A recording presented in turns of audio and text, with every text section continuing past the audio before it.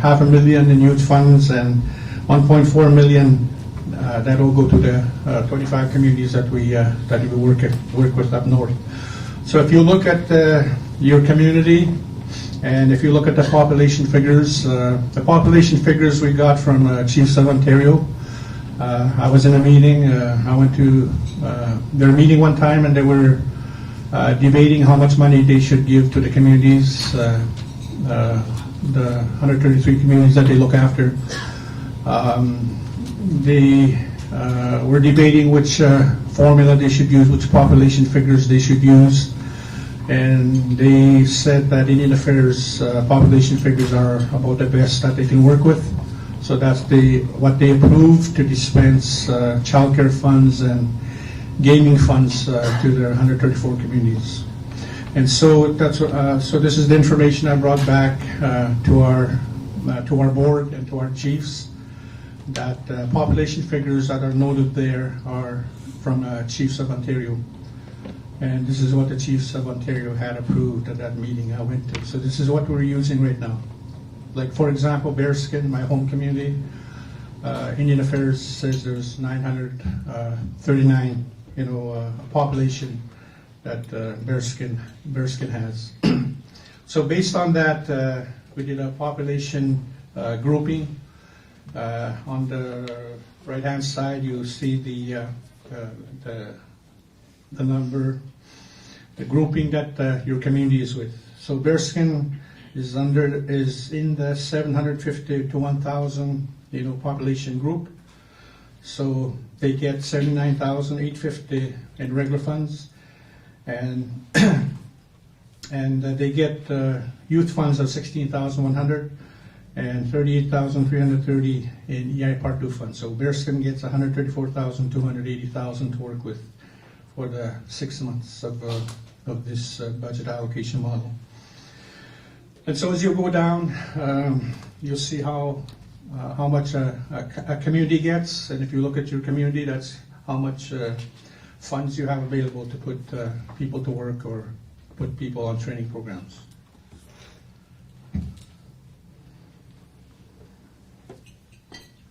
So at the bottom it says the distribution amount of funds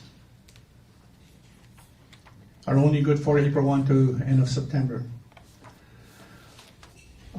We give 6 months to each community to try to use up as much money as possible. And at the end of 6 months, October 1st, all money that is not used comes back to us, and we fund other proposals that come in after that.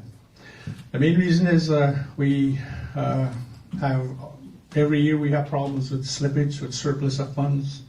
Communities don't use all their funds, and so in previous years we just had this bubble of funds been there and it can't be spent. So one day the board and the chiefs said, okay, we'll give the communities just 6 months to try to use their allocation. It doesn't mean that your projects will end September. It's just that you need to use, to identify how you're going to use your funds. And your projects can go all the way to December, January, February, March. As long as you, try to spend your funds as much as possible. So people are happy with the amounts they got with the increase in regular funds and increase in EI Part 2 funds. But with the youth funds, there was no increase. We still got 500,000, and that's the previous amount we got every year. And so with the groupings, that creates problems for some communities. Like McDowell Lake, for example, they used to get what? 12,000? Now look at how much they get, only 3,500. So that's why the phone's been ringing. So what we're going to do this year, this is a transition year, is McDowell already submitted their $12,000 proposal at the beginning of the year. This distribution formula was approved in July. So end of March, people started calling, saying, what's our amount? What's our budget? And we didn't have a budget then. So we just told communities, use the old budget.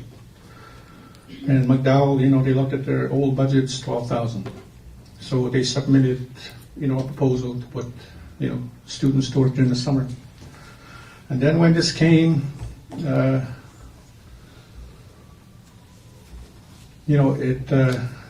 we've seen problems, not with only McDowell, but there's other communities that had applied using their old, formula, using the old distribution formula. But lucky we have a lot of money in SPF, so we'll use that to cover our whatever. So McDowell sent in their $12,000 proposal. And so they were off about a couple $1,000. So we're going to use the SPF funds to supplement, the 9,000 or whatever shortfall that they have. So that's no problem. But next year, you need to follow what's in here. McDowell can use, the 3,500, but they can tap into regular funds and have a $12,000 proposal next year, but it'll be a combination of regular and youth funds.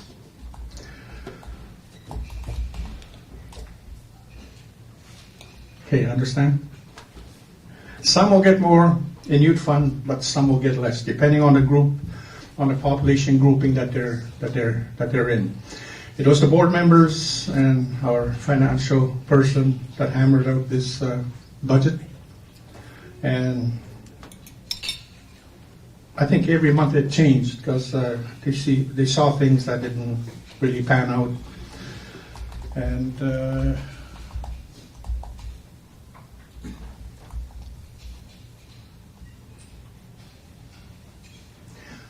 like for example, Picantium, they only get 172,000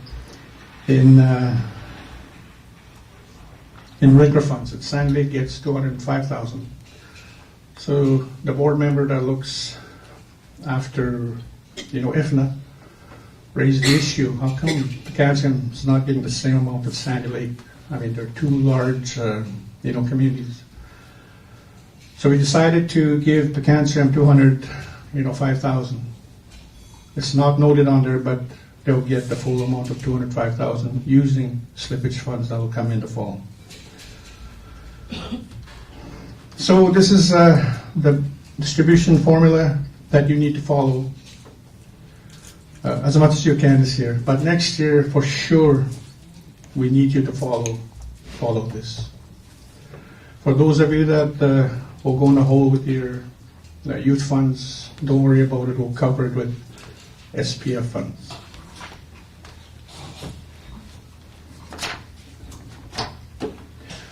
Okay, so that's the distribution formula. Now I briefly want to go into the contract process. I want to pick out some key areas from the contract, the standard contract that we do with every communities up north. We look after 25 First Nation communities up north and around our area. So I just briefly want to touch, because I find that chiefs and councils don't read the contract. They decide it and send it in, and but they don't know what's in there. It can cause them trouble if they don't read what they're signing. Okay, so briefly I'll go into it. First page is a standard contract, and at the top is a file number. We always give file numbers to every contract that we do with the communities, regardless if it's regular, youth, or EI Part 2 funds, childcare. And so there's a file number that we issue, that every proposal that comes in, every proposal that is approved by the board gets a file number. And this is the file number you use when you have questions or need clarification. So each contract gets a file number. And the contract agreement is between, your community and is between SLAAMB and your community.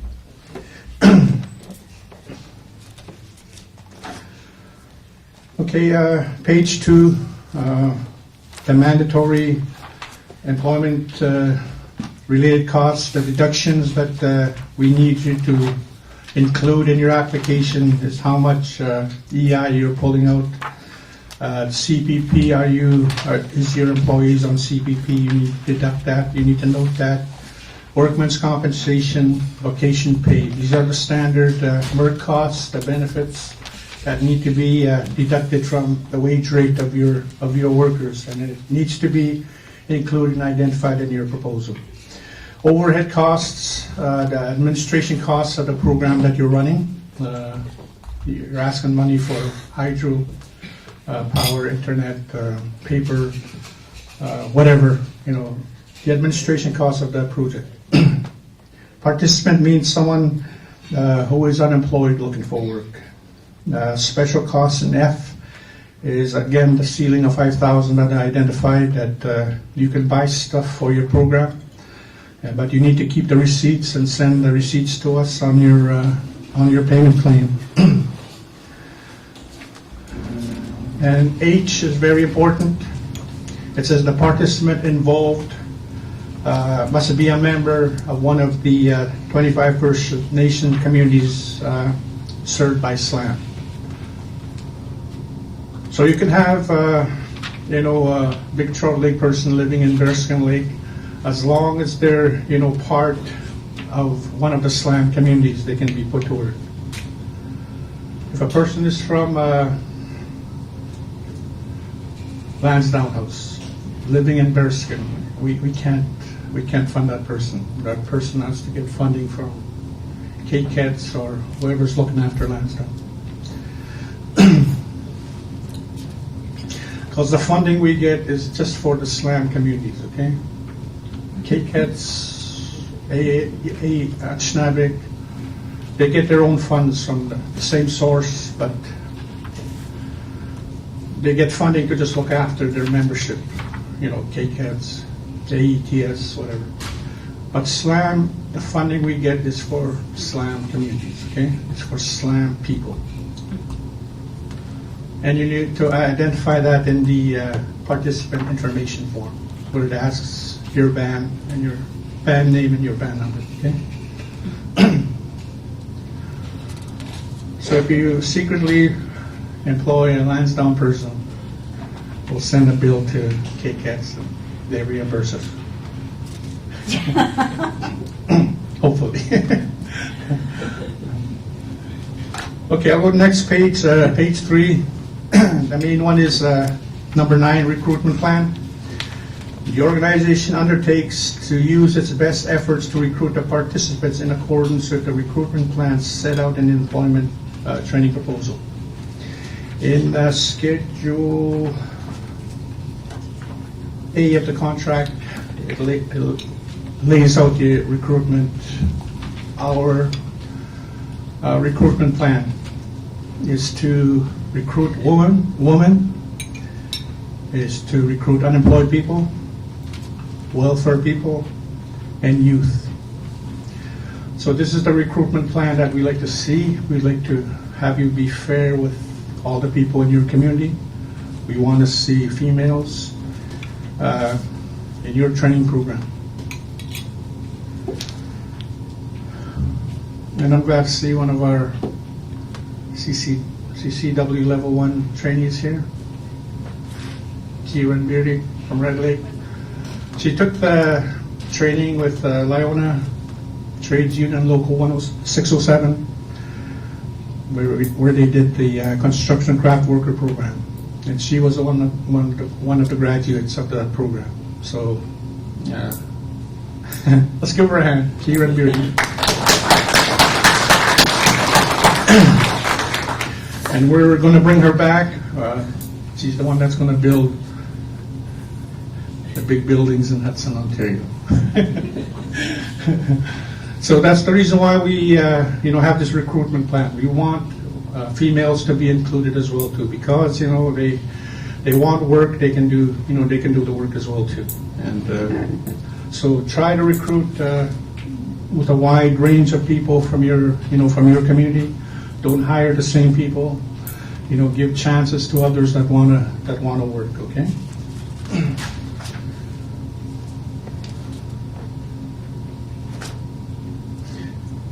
Okay, number 5, page 5, a big one. Okay, nepotism.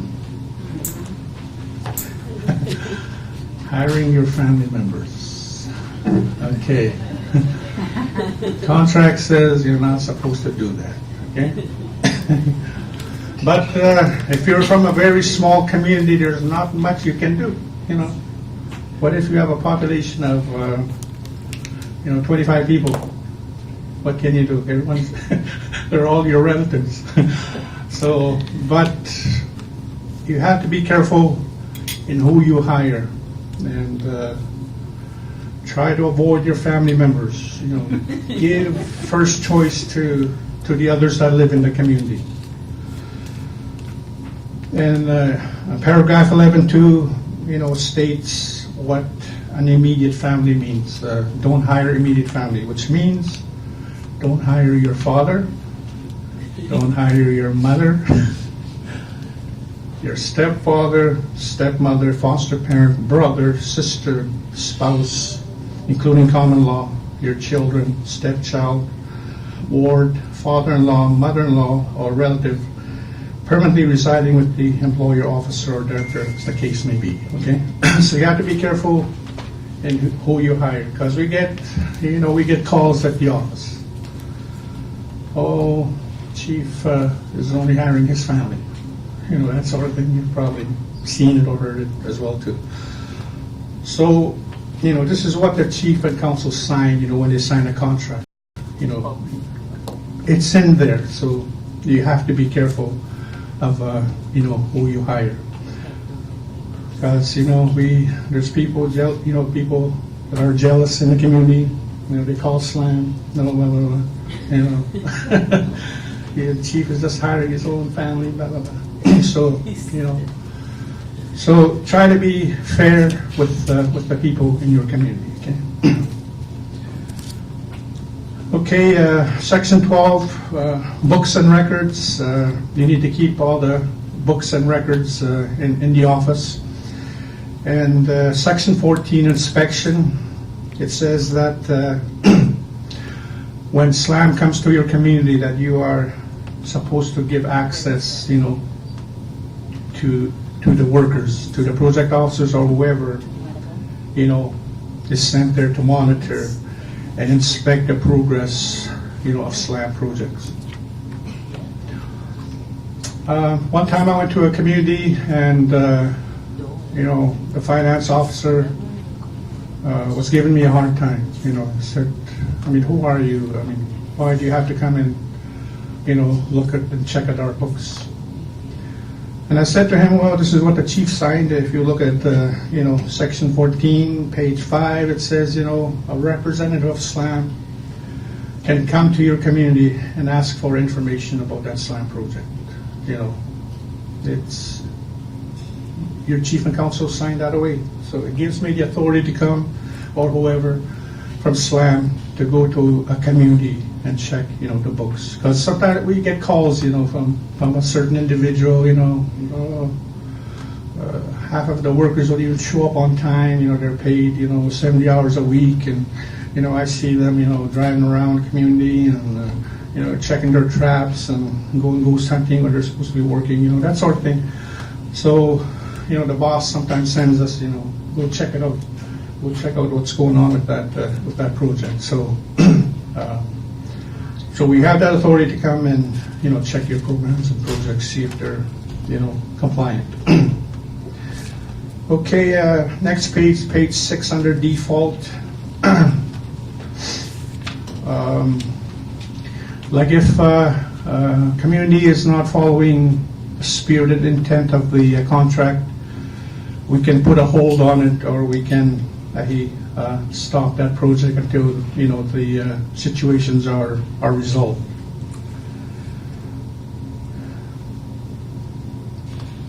And also at the the letter G, we had to cancel some programs or some projects that we didn't provide funding to, mainly because there was nothing to fund.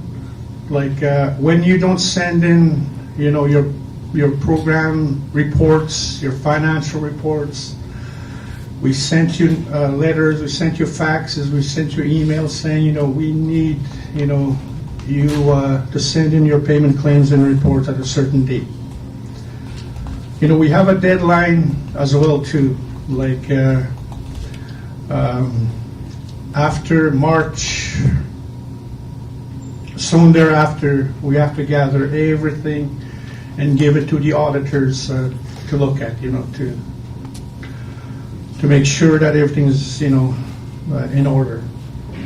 But there are certain communities that don't send in anything, even past the deadline. We try everything possible to get their reports in. And so, the auditors are calling us, and when are we going to receive the books? When are we going to come in? And so finally we have to give up. And, a month after, the community calls, when am I going to get my funding? And I said, you never sent in anything. So there's nothing, we can do. You lost money for this year. So they're in default, and on the letter G it says reports and other necessary information is not supplied to SLAAMB. The chief signed a contract. They're supposed to send in, the staff is supposed to send in, monthly reports and information. There's a certain time the project is completed and no reports are coming in. If you want money, you have to send in reports. At the end of the year, if you want to get final payment, you have to send in reports. If you don't send it in at a certain time, then you're going to lose your funding, and the band has to cover that with themselves. And 16.2, again, if we find problems with a project, we can suspend that program. Like on 16.2A, it says we can immediately suspend a project if it's not going the way it was supposed to. And I know we've done that with about two communities. There was problems, and we tried to resolve it, and they couldn't resolve it. So we said, before it gets any further, before it gets into further trouble, we're going to stop that project. We're going to suspend it until, it can resume again under favorable circumstances.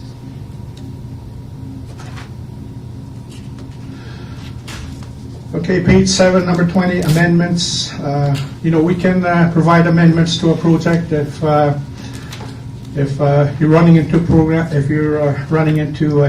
problems. We can do amendments with your project.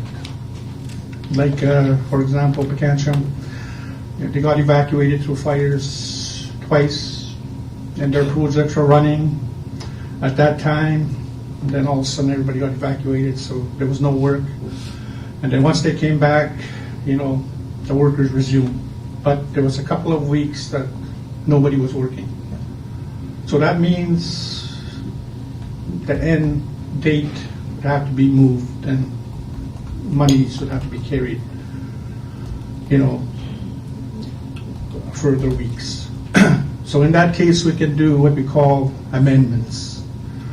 That we can move the start end dates, we can shuffle money around, as long as you send us letters stating, that you want a project to keep on going, but you ran into problems, that sort of thing.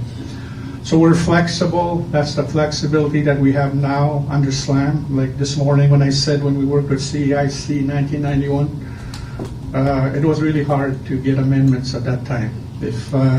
If your project didn't start at that date, if it didn't end at that date, bad luck. You ran out of luck. But now, since we have control of our employment training programs, we're very flexible. We can do amendments. We can even change the name, change the objectives, of your project. somebody sent in a project at the beginning of the year, and then and then after that they said, "Oh, we're going to change it." So no problem, as long as you let us know ahead of time that you're going to change the name, the objectives, of the program, the start and end dates. So don't be afraid to, think of changing your project circumstances, come about. So we're flexible. Two more items, and then I'll let Jason come and make a presentation. Tab 6 is the community and organization coverage. There's 3 project officers. There's supposed to be 3, but we had a project officer stationed in Red Lake, and it didn't work out. So right now we have 2 project officers plus myself looking after all the Native organizations, tribal councils, and the 25 communities that we look after. So, of course, I'm the assistant coordinator. I was a project officer a year ago. I got promoted a year ago, and we had put out a job ad, somebody to replace me, but nobody applied. Nobody didn't want to apply. Nobody didn't want to work 12 hours a day, so we were stuck with two project officers. So I had to look after certain communities and certain organizations. So I think this is what we have right now. So as assistant coordinator, I look after the district-wide programs. I look after the off-reserve program. I look after the Friendship Center, if not the tribal councils. And I'm supposed to look after North Spirit. I'm supposed to look after McDowell and Tikanagan and Long Dog and Wawate and Equog. And on top of working on the Hudson project, working on career fairs, working on the video conference, so I still work 12 hours a day. Okay, so Jim Beery, project also looks after Bear Skin, Deer Lake, Casablanca, Kingfisher, Big Trout, Coaching, North Caribou, Satsco, Sand Lake, Wapikaka, Wanama Lake. Ethan Beery looks after Cat Lake, Eagle Lake, Fort Severn, Keewatin, Osnaburg, Muskrat, Pecanscom, Poplar Hill, Saugeen, Slate Falls, Wapgoom. So that's the community coverage that we have. So if your community needs to send in a proposal, you send it to either me, Jim, or Ethan. And your reports, you send them to them as well. And I believe Mary Tate looks after the 4 child care centers. That's Bearskin Lake, Eagle Lake, Casablanca, and Wanman Lake. So all you child care managers, staff, you send your reports to Mary Tate.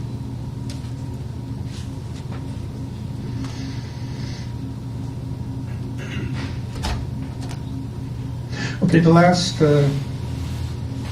tab 7 is a calendar. We usually develop a calendar of when we have certain activities, like our board meetings are the main ones. We try to have a board meeting every month to review your proposals and make plans. In July, we usually have our annual general meeting, our chiefs meeting. And August is usually when we have our BAN Economic Development Conference here in Thunder Bay.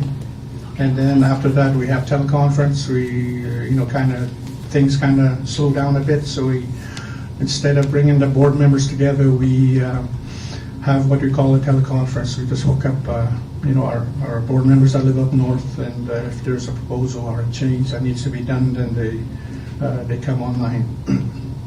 So in December, we usually have our office closed for 2 weeks, and then we resume in January, and then February, and then March is usually when the proposals start coming in again. So we usually have a full board meeting at that time.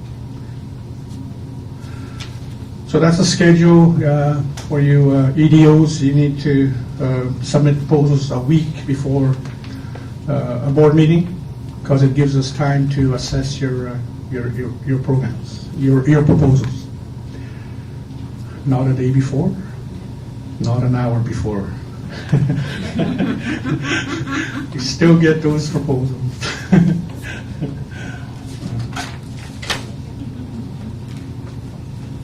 Okay, that about concludes my my presentation this morning. So, like I said, we signed a new agreement March 26th of this year. We signed a $59 million 10-year agreement, and Ontario, they get 38 million, and that's spread with 133 First Nation communities in Ontario. And SLAAMB got the most money, and mainly because of the Northern factor. We had developed a Northern position paper along with KCATS and MKO. We partnered together to develop this document to document the high cost of doing business, of living, high cost of food up north. And I think that swayed, the government people to give us more money, those ones that live in the northern communities, to get more funding in contrast with our southern, counterparts. In southern Ontario, they can walk across the street. If a person wants trades training, they just walk across the street and get their training. But here, it's different. If a person in Fort Severn wants to get the same training that the southern people get, it costs more, double, triple, to get a person from Fort Severn to come here and get, get training, let's say in the trades union. It costs, double or triple what it costs, a southern person that wants the same training. So I'm thankful that the government took that into consideration, and that's why we got a little bit more money this year. So I'm glad with the money that we got, the funding that we got, and hope you can make use of that money as well too. Okay, the bus will be here at 12, but Jason Thompson had contacted me that he wanted to introduce himself and explain more about his outfit, his organization that he works with. So I'll get him to come up now, and so we need to, 5 to 12, we need to wrap up and go outside in the pouring rain and wait for the bus.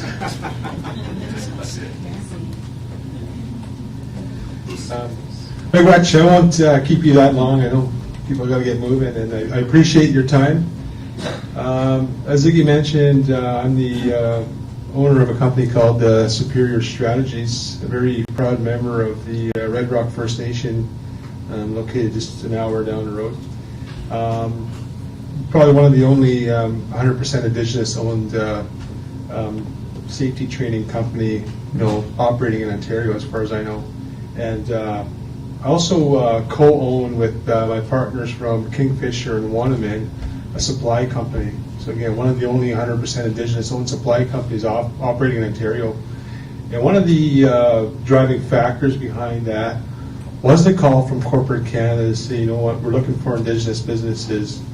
Where are they? Do they exist? So on and so forth. So we said, okay, well, here we go. We're going to open up the supply company. And it's been slow coming, but we are growing. We are seeing some positive results. Doing some work with some large organizations, including Enbridge, Gold Corp, the City of Thunder Bay, City of Toronto, those folks, and hoping to do more work with the communities. But we're a growing company and looking at a very bright future. I also started my own construction business called Nijitun Development Services. And again, I'm a firm believer that in order for us to invoke change as Indigenous people, we need to be in those upper echelon leadership type positions, and that includes ownership. And so that's what we're doing, right? But it's an uphill battle, I'm not going to lie. It's been challenging. The fight is daily to get recognized as an Indigenous business that can stand on our own and deliver. And like I said, we keep pushing. I'm very proud to say that I do walk the talk. So I am an ambassador for Indigenous inclusion. I have one of my colleagues in the back, Ron Morano. We recently started the Anishinaabe Business Professional Association to kind of challenge those questions around do your businesses exist? And we successfully started that.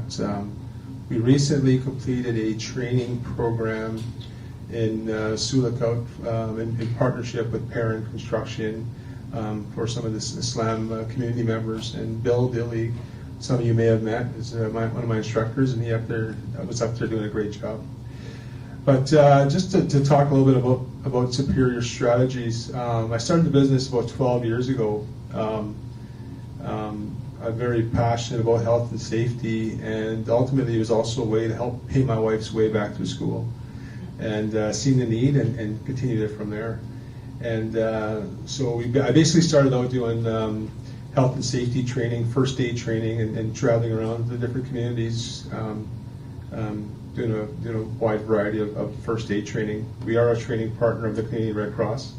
We're also an instructor developer, and what that means is that we go out and recruit and train instructors to deliver training for us. And I really would love to see more First Nation, Indigenous instructors training to our own people, including the North. There's definitely a cost savings if we could do that. I'd love to put a course on and train some instructors, so we're delivering right in the communities. We're also a Ministry of Labor certified working at heights provider. We do WMIS, confined space, all that good stuff. But I am a firm believer, and I know, I guess, I grew up on the reserve. I remember walking around the reserve as a snot-nosed little kid, and seeing faces in the different training we're doing. What I'm trying to change, though, is I'm trying to change the focus around training for the sake of training to employment, right? We all need to have purpose in our life, and we're all looking for an opportunity. And so we're trying to change that narrative, and it's important for us that we're helping work to find where the gaps are in employment and create opportunities and train and work with potential employers to fill those gaps. That's huge. I'm sure you're all aware that we have the upcoming Wate-Kininak project that's taking place, which ultimately I see as huge opportunity that we definitely do not want to miss. I'm sure you're all thinking the same way I'm thinking, is that we do not want to have the conversation again 5 years down the road where it's opportunity lost, where we have all these outside organizations coming in making millions of dollars, and our people are sitting on the sidelines, with nothing, right? I know I'm tired of seeing it.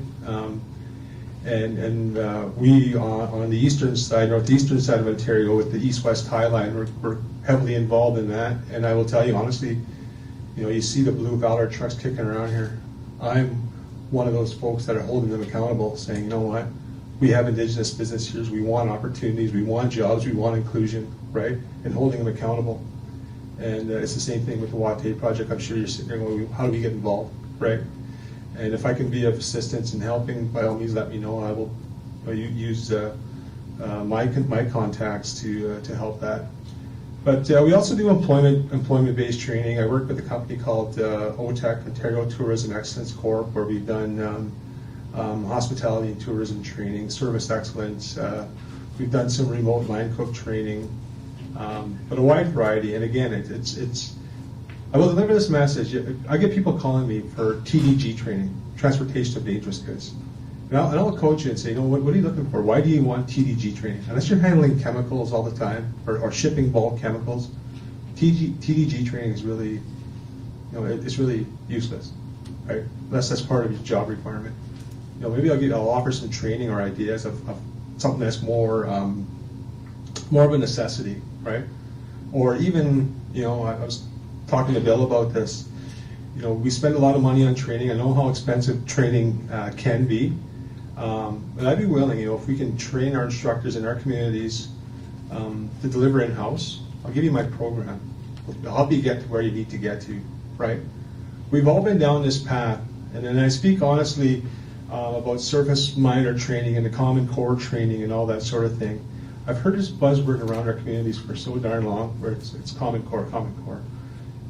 I want to help educate our communities as to what the Common Core training really is, right?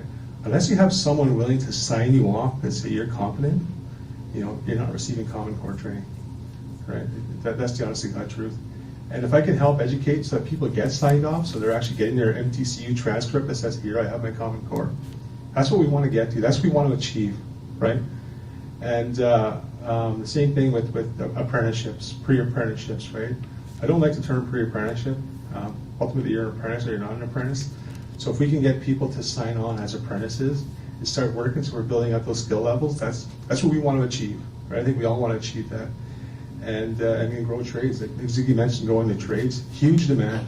Like I think there's going to be 1,100 jobs in the region here, right? And I want to see our people fill those positions, making some good money, 60, 70, 80, 100 grand a year, right?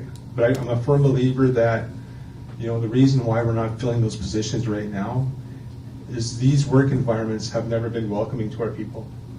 Okay, truthfully and honestly, I don't believe that's the case, right? OPG can sit there and say, we posted this job for Indigenous people, but I get zero applicants. Well, at the end of the day, that environment hasn't always been welcoming, so it's going to take some time. You got to build your culture, right? And that's part of what we're doing. Like I said, if we can help grow that, if I can help, be a conduit to those conversations and share some of my my network with you, I'm up for that. Right, like I said, I don't believe in going in there and training for the sake of training. I'll coach as much as I can to share with you some meaningful training, some contacts. But I believe the time is now. I think we're actually at a bit of a renaissance, if you may, where our people are all screaming for opportunity. Our youth are screaming for opportunity, and there's enough work, abundance of work out there where we cannot be successful. And like I said, if I can share that, I see, I got some other colleagues here, Shane, Fugere, Iuna, we're all really pushing the same message. And as he can attest, we've talked to him, that we're all pushing. We all want the same thing. We all want to see our people on the job sites and working, right? And earning some good juniors. And sorry, I'm picking books around here. But yeah, if we can do that, if I can help in that regard, please. I'm very fortunate that I have a very strong team working with me, and like I said, I'll leave my cards here. Ziggy, if anybody wants to grab one of my cards, by all means, feel free to reach out. I'm not the pushy salesperson. I'm not going to be calling you every day, but if we can be of assistance, we're here. I run my office out of the Lake Helen Reserve. And I have a training center here on Dawson Road in Thunder Bay, just on the highway. So, but like I said, one of the things before I close here is that I recently signed up for this program. It's called Skills Pass. And what it does is, I'm one of those companies where we'll do a lot of training, and then somebody will call me and says, hey Jay, can you help me out? I lost my first aid card, or I lost my confined space card. Can you help me out? Right? So what we have now is we have a program right now where as soon as a person successfully completes a course, we enter it into Skills Pass. They get an electronic version of their card, so they always have it, right? It'll remind them of expiration dates. So there's no more calling to say, Jay, I lost my card. As long as you have access to the internet, you have a phone, you have your card on you at all times. So it's just a pretty cool feature. We're happy to have that. Because like I said, I'm an industry person. I've worked in the forest industry, construction industry for a number of years. So I've been fortunate in that regard, and like I said, I'm willing to share my knowledge. I've worked for, some of the larger companies in some of the best managed companies in Canada, and I've had those experiences. Looking at procurement and training and those opportunities. I just want to share that knowledge I have, and work with communities. Like I said, if you got members here in Thunder Bay that are looking for employment, don't be afraid. Give me a call. I'm willing to help out and help make that contact. I can't guarantee miracles, but I'll definitely work to help achieve those contacts. Right. So, Miigwech, if you have any questions, I'll kick around here for a bit. If not, if you want to kick me out, by all means too. But Miigwech, enjoy your time here in Thunder Bay and have a great conference. Miigwech.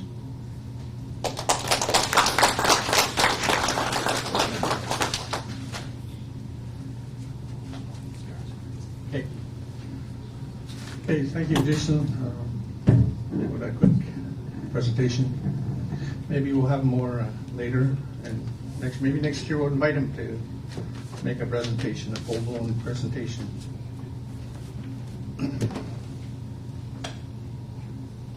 Oh, I forgot my staff. Joanne and Jemima, if they have a few minutes to come and share what you do. Like I mentioned, they're the ones that handle all the forms that come in. They input them into their system. We work with an outfit in Saskatoon. The government wants, all the statistical information about all the people that come into our programs. And Joanne is the one that dissects, all the forms that come in, only males, females, youth, disabled people, and the grade level, age groups, that sort of thing. And she flies it up into the sky every quarter. And so that's what the government wants, and that's what Joanne does. And Jemima does the payment claims and reports.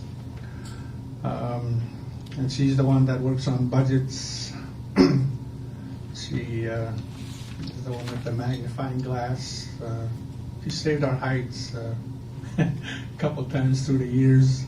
We make mistakes too, but she is the one that catches it before we get into trouble.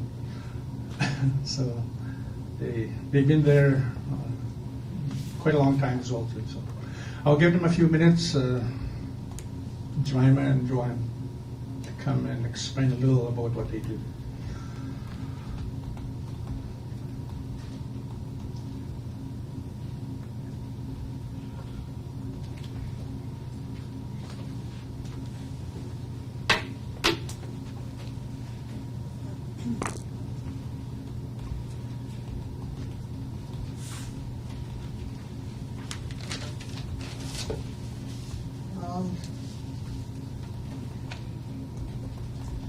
I don't have a lot, but the only thing that I want to say is when you do your claims,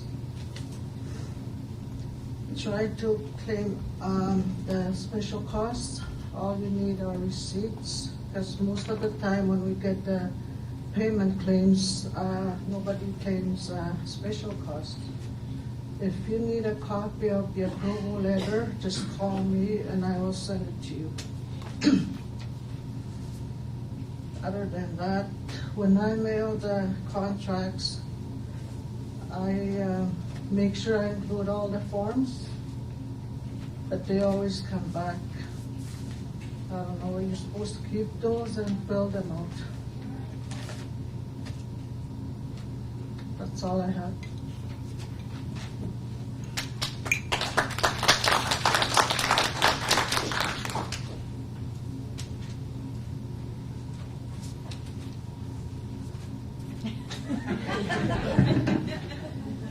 Hi, my name is Joanne Kiwikabo. I've been doing this job for over 20 years, and it's the same thing every year. And one of the important things to my job is doing the participant information form data entry, and a lot of times there is missing information. Social insurance numbers, band numbers, date of birth. Some people don't get that date of birth right. They put this year, whatever year it is. So you can't have babies working on your projects. And I do quarterly uploads up to the government, Service Canada.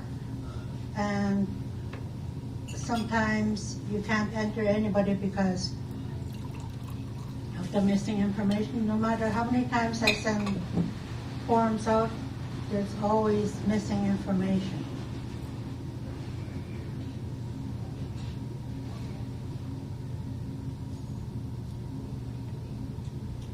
So get your forms in. There's a few projects that are probably over already and some that will be in at the end of August. I haven't received any participant information forms yet. So I need those before the end of the month. That's it. Do you have any questions?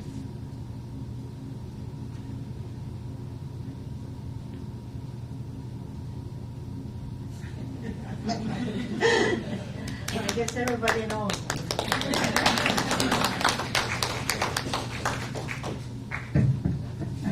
Okay, so the importance of submitting, client information forms is very important. There's usually, at their office, there's usually a big stack of contracts sitting there. And all they need is participant information forms from the communities. And we can't send those contracts out until we get the names of who's working on there. So it's very important that you get your workers to fill out the forms right away once they start working.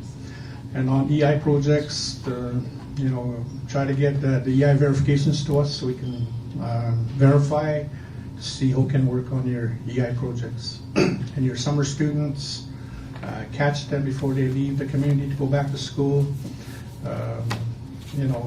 It'll create problems for you if you're trying to track down a student somewhere going to school. So it's very important that you try to get your workers to fill out those forms once they start working. Okay. Ziggy, can I just add something?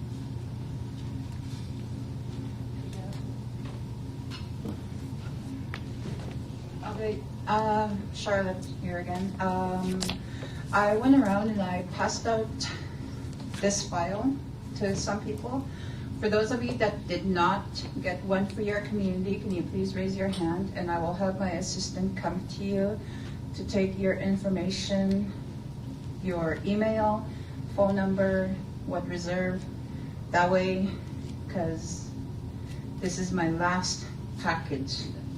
So there are some people that will be walking away with nothing, but I will be mailing them out or sending them on the plane. So if anybody didn't get this package, please raise your hand and my assistant will come see you.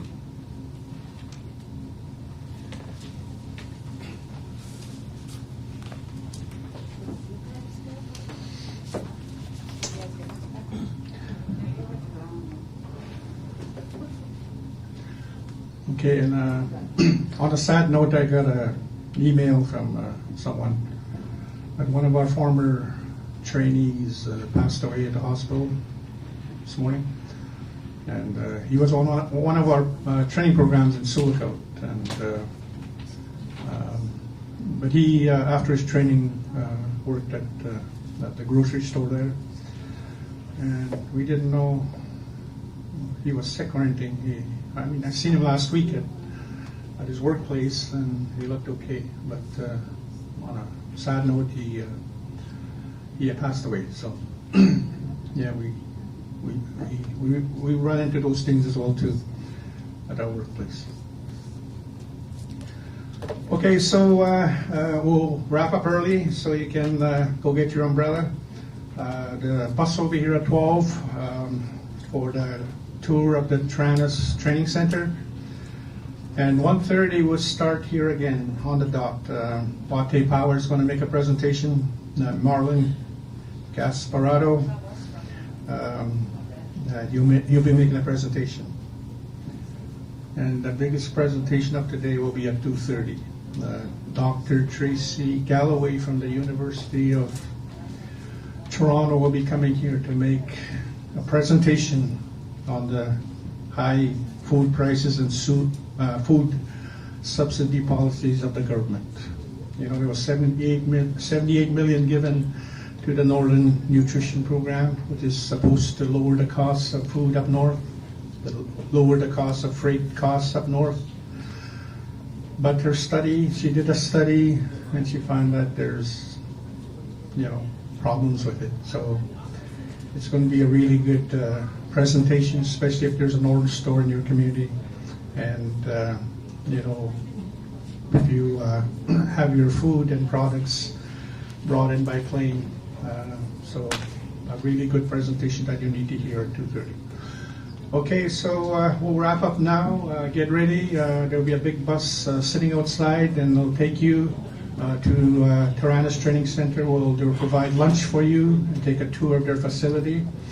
And for 4:15 here, there'll be another bus outside that'll take us to Lionia Trades Union to go look at their mobile classroom unit and their training center where we provided training to the CCW level 1s. Okay, have a good lunch and be back here 1:30 on the dot.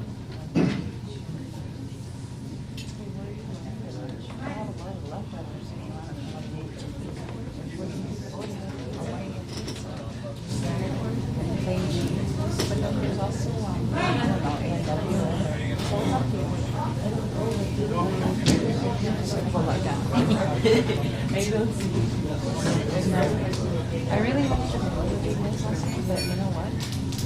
I'm gonna leave my shoe.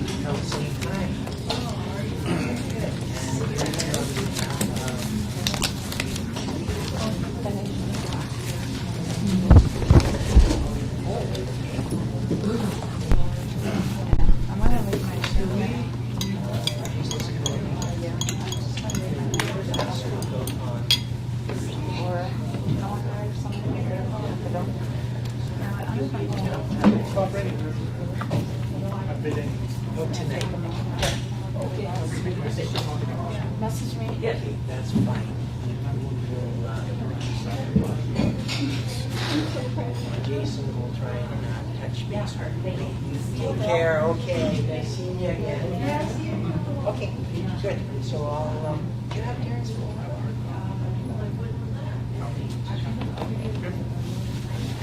Yeah.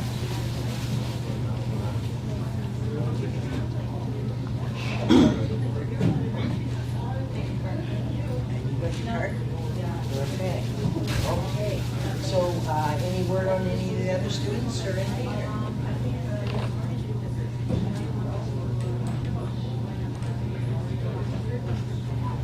Shane's going, yeah. Confederacy College.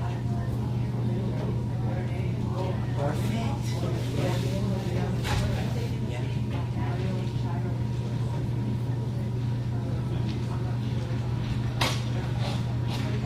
Yes. Okay. And Justin.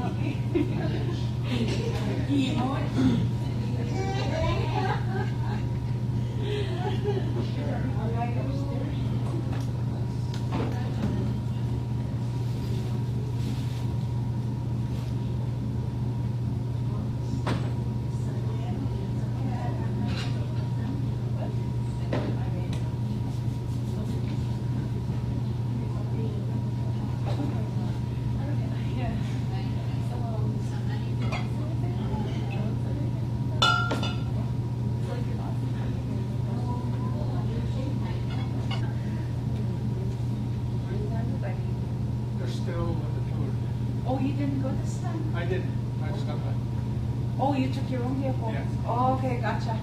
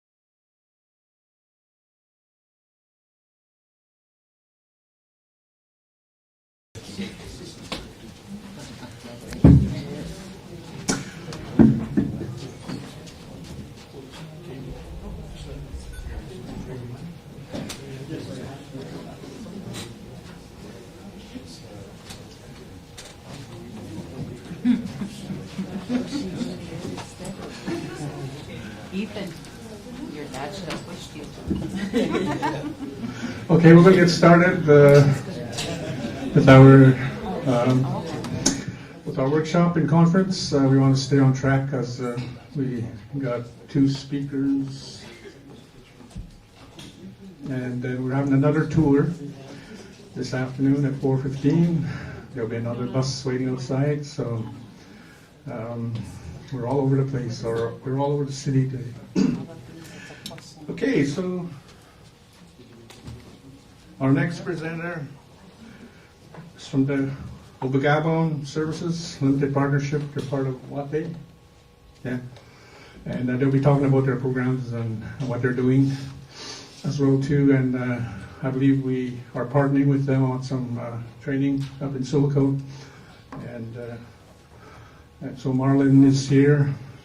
He used to be with us a couple of years back when he used to work for NADF, so we're glad to see him back here again. So he's going to do a PowerPoint, and hope you take a listen. And our next presenter will start at 2:30. Tracy is here, and she'll be doing her presentation as well too. So we're doing a live feed of the presentations. So if you go on the I sent you the link. Yeah, newsletter.com. Click on that and you'll see me. Okay, so without further ado, I'm going to have Marlon Gasparado come and make his presentation. Good afternoon, Wache. Bonjour. As Iggy mentioned, my name is Marlon Gasparado, and first of all, I'd like to start off today by acknowledging the traditional territory of the 1850 bands in our nearby neighbor, Fort William First Nation, who is a signature community of the 1850 as well. And I'm here today to talk a little bit about WATE, and well, not so much directly, more Obligabon Services, and I'll maybe mention how we tie in with the WATE project. I'd also like to acknowledge my colleague, Elaine Kiesig, who's here as well. She's the Indigenous Recruitment and Retention Advisor. So we're here tonight and we'll look at this, go through this presentation, and this is a presentation that I use, but I'll ad lib a little bit where I can. This was one I did a while back, but I'll mention a little bit as I go along about what we're doing at OSLP, which is short form for Obligabon Services.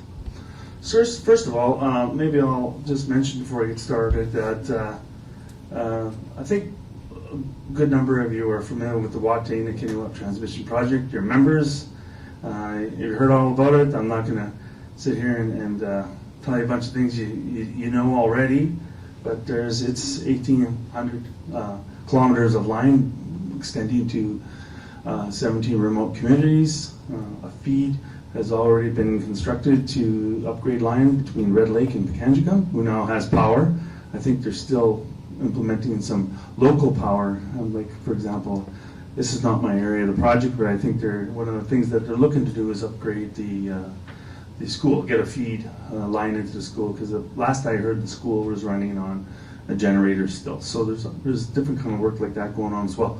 But I'm not here to talk about specifically the WATE project, but we are related to the project, and our relation is from the 51% partnership. As you know, FNLP, our 24 partner communities have 51% share, and the other share is 49% by Fortis Ontario, or Fortis Canada, one of the two, both related.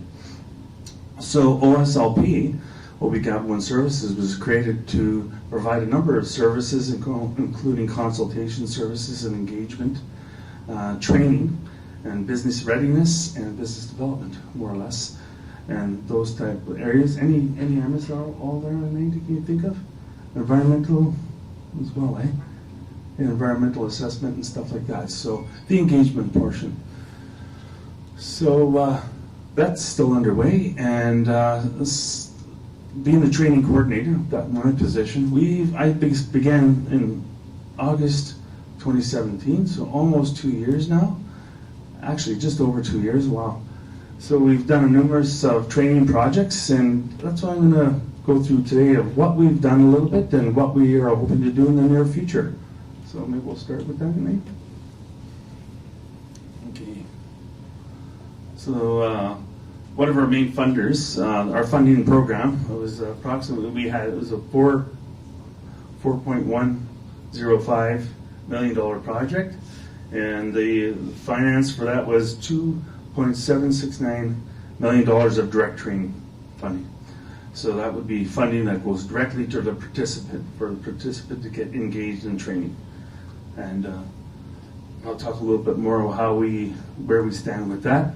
So the project is pretty much, it is 50-50 split between Wate Power, the company itself, and ESDC, Economic Social Development Canada. So these are initial targets that we had, and we were to look at getting 300 applications in total for the project, and our goal was to train get 192 people participating in training, and the initial projection was 48 in the line crew ground support program, and 64 in the power construction and work readiness training program, and 80 additional persons receiving an average of 2 certificates per person.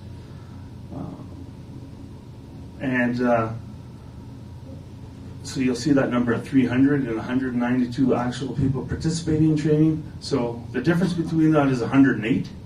So 108 people we would provide referrals for, or try to help them get on the way, work with them to get a little bit of a plan, see how they can move forward with their employment possibilities and training needs. And the final target, D here, is through our training program, trying to see to get 100 people actually employed into the training from the 192. So a 52% uptake. Those are initial goals. So when I did this presentation here, at that time it was 146 of 192, or 76% of the training met to date. But we've now exceeded that, and we're probably up around 188 people that have received training. So we're pretty close to the 192, and we're anticipating to beat that target.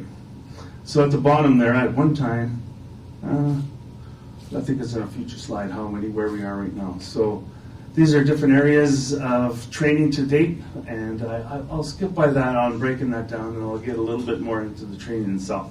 So you can go to the next slide. So we did a power construction and work readiness training session, and what we did is the communities, remote communities, said they wanted some training in the communities. So we had to try and find a way to accommodate that need. So initially there was a program that they had put together, was 4 intakes of 10 weeks. So the communities weren't really happy with that, and they said that they would like more training in the communities. So we decided to do 14 training sessions of 2 weeks. And so far we've completed about 8 of those in the communities. So that was an opportunity to go in the communities. I see Jason's card here. He was one of the trainers going up. And we did different kind of training to prepare people with first aid, different working at heights, chainsaw training, different kind of skill sets that can actually boost up someone's resume and actually move them forward. And one of our goals was not only just to provide people with training, but actually give them some training, and if they did well with that training, they could actually move ahead to other training programs. So maybe I'll speak to an example of that. So what else? Go forward. So one of our target, our main, if you will, training program is the line crew ground support program. Anybody here familiar with that training program? Anyone here? No? No one? Anybody's relative taking it? No? Okay, so the line crew ground support program was a 15-week program, and we had 12 people be registered and come into the training. So we are now, this week, actually starting our 4th intake. So at the end of this November 28th, we will have 48 people that have been registered in that program. And so far, our success rate, I don't know what the exact number is, but our best, we seem to be improving as we're going along. So our last graduation was August 8th, and we had 11 of 12 people complete the course. So that's really great. So without getting into too much detail what the exact training is, it was 25 certificates in total, and the training itself is going to give the people the skills they need and the safety training they need to actually get involved in the actual construction of the line, from putting up the poles, stringing the lines, and operating the equipment used for stringing the lines. So that's what that training is all about. Initially, when I talked about the direct budget earlier, 2.701 or whatever, 2.7 something million direct training, we actually I think I did a really good job at trying to budget ourselves as we're going along and maximize the amount of training potential that we can get. Let's maximize that training potential.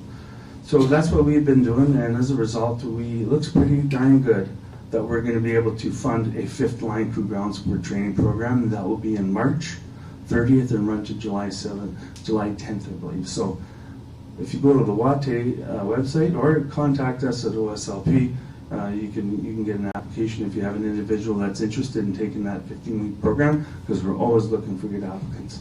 Question over here?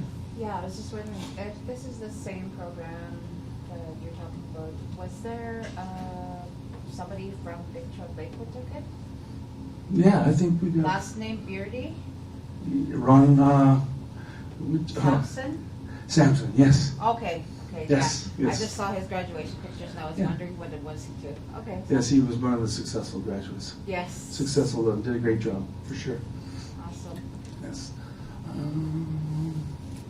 So we had different levels of success. Our first one, we had 7 of 12 complete. The second one, 9 of 12.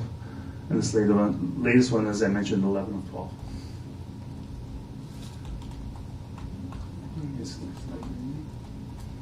Okay. So just to summarize here, July 18th, we completed a line crew. And we completed our second on November 22nd, 2018. And as I mentioned, August 9th, 2019, we completed. So we have our current one in progress. And that's just started, August 19th, going to November 28th. And as I mentioned, we're hoping to do another one. I think we're pretty darn sure we can make it happen, March 30th to July 10th. So that one, and with these applications for that training program are always open. So we put in place a process where if someone put an application in, their application, they didn't have to reapply. So we had like a revolving, so those, if they weren't selected of one of the 12, their application would go into the next selection.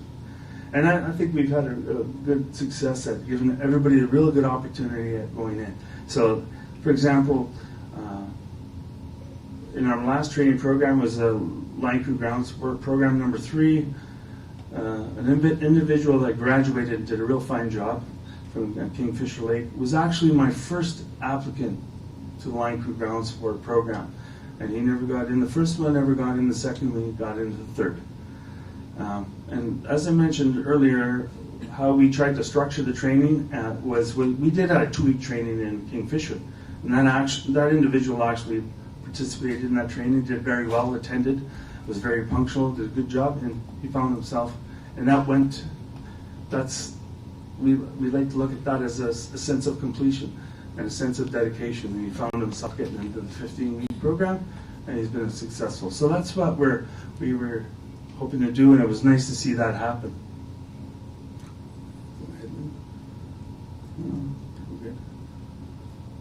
We do have some other training that we're doing. We just wrapped up a mechanical harvesting operator and line clearing training program, and that was for 9 persons, and that just wrapped up.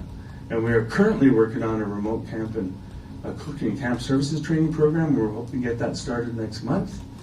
And we also have in the works an environmental monitoring and indigenous stewardship training program that we look to get started in April 2020. And that'll probably be 14 persons as well with the remote cook 14. And that course there, we're trying to, some people in my office wanted more of an indigenous content to it, because I know there's other programs out there that you can grab and you can use, but people at OB Government Services and the other people that were working on the environmental side said they would like more of an Aboriginal content in there. So they're still developing that program, but I'm sure it's going to be a really good program, because there will be lots of environmental monitoring going on. It's not an area that I know a lot about, but I know there's going to be heavy equipment operating in the bush, and there's going to be a lot of rules and regulations about how people can operate in the bush, and people have to be very conscious about the environment. Communities have made it very clear that that's a very important aspect of this project. So if we can have our own First Nation members on the ground, in that role, I think it would be great for us.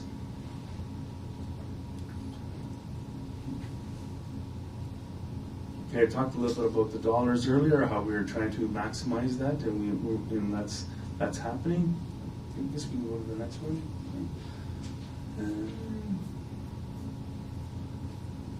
So altogether, with this training program, I mentioned earlier that the goal was set out in the ESDC contract that 198 people trained. We think we're going to hit around the 250 people mark, in between 250 to 35. It kind of moves around a little bit, but that's the goal we're hoping to meet. And if we do that, it will be great, because we'll exceed our target and with the ESDC funding, and that would be great. Next one. So that was a little bit of a summary of what we did to date, and there could be a lot more training coming down the line. I'll talk about training. I'm a training coordinator, so it's, to my understanding, I don't know the details, but I think part of the bid process with the companies that are going to be constructing the line, is going to be, I think, in their bids through an Aboriginal participation component of their bid process, that they have to identify, what they plan on bringing to the table for training dollars. So it's going to be interesting to see what that will look like, and it'll be interesting to see how opportunities are leveraged to maximize training opportunities. It's going to be interesting, I think, because right now, with all this training, it's kind of like you're the cart before the horse, because a lot of the training, the construction hasn't happened yet. So I think when the construction starts to happen, I think it's going to be a lot more intense, would be safe to say, because there's going to be I think there's going to be a lot more direct contact with the companies, and at that time we can ask them, what is it that you need, right? What is it you need and from there you can start. You got to identify needs before you can be successful. You have to ask the party what they need and what our people need to get jobs on the project. So those things are yet to be done, and I'm sure more information will come out in the coming months as these EPC contractors are identified. So anybody have any questions for me regarding training? Or I can do my best to answer anything on project. If I don't have an answer for you, I definitely look into that for you. Yes? For that applicant you mentioned that applied at the first intake, what were the problems why you didn't get it to the third intake? Good question. It's a combination. People often say to us, well, that's a really good question. Really excellent. I'm glad to answer that. People are asking, how do you evaluate somebody? How do you select somebody? Well, we put in a matrix, if you want it, and in that matrix we have about 5 different areas of scoring. One of the areas of scoring, and I hope I don't miss any of these, Elaine, correct me if I miss one, is your level of education, okay, and also your experience with work, how well you do in the interview, and your resume, your submission of your resume, and how well you did in that resume. So it's and the interview is the last piece. So we'll take a look at what they submit, education, experience, training, what kind of training they have taken. We, through the process, learned that for this kind of project and that kind of work, it's good to identify people that like to be in the construction business, right? You got to like it. So if somebody is identified that they have a real strong interest in construction and that they've made a lot of efforts to get out there and find that type of work, they're a good candidate. They look like somebody that would be very interested in not only applying and getting recruited, but actually seeing the project to the end. That does not mean that some people got into the project that did not have a background in construction, right? They could have scored higher on the education level, and when they did their interview process, they scored really well in that area. So it was, we really liked our evaluation process because it allowed people with various levels of experience, education, and how well their experience and their experience with work to get in. And I think for the most part, it worked out in the end. It worked out in the end. So to get back to your initial question, why that person did not get in, it's probably a combination of things, maybe. I don't want to talk about, well, that person didn't have a grade 12 for one, okay? So we had to, that was one. But that doesn't mean they didn't get in. We made sure that when we put this process in place that the community said to us, a lot of our members are not currently have their grade 12. So we had a lot of discussions with our training group, and they said we can work this out. So we did not say it was an absolute requirement. Yeah.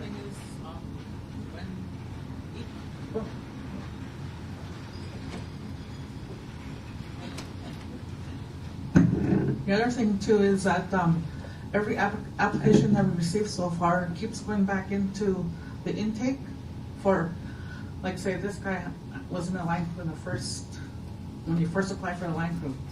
And he didn't get into the second one, and we kept putting his application back in to score alongside the other ones. So it's just a scoring process that happens before he's called up.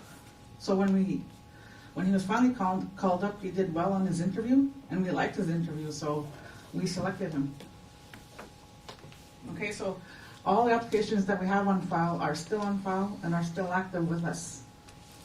And then I'm always contacting them to update their information, resume, phone number, all that kind of stuff, so that they know that there's still that opportunity there for them to get into the training. That's exactly. Thank you, Elaine. And I'll give you another example of that. So the success of applicants getting into intake is very good so far?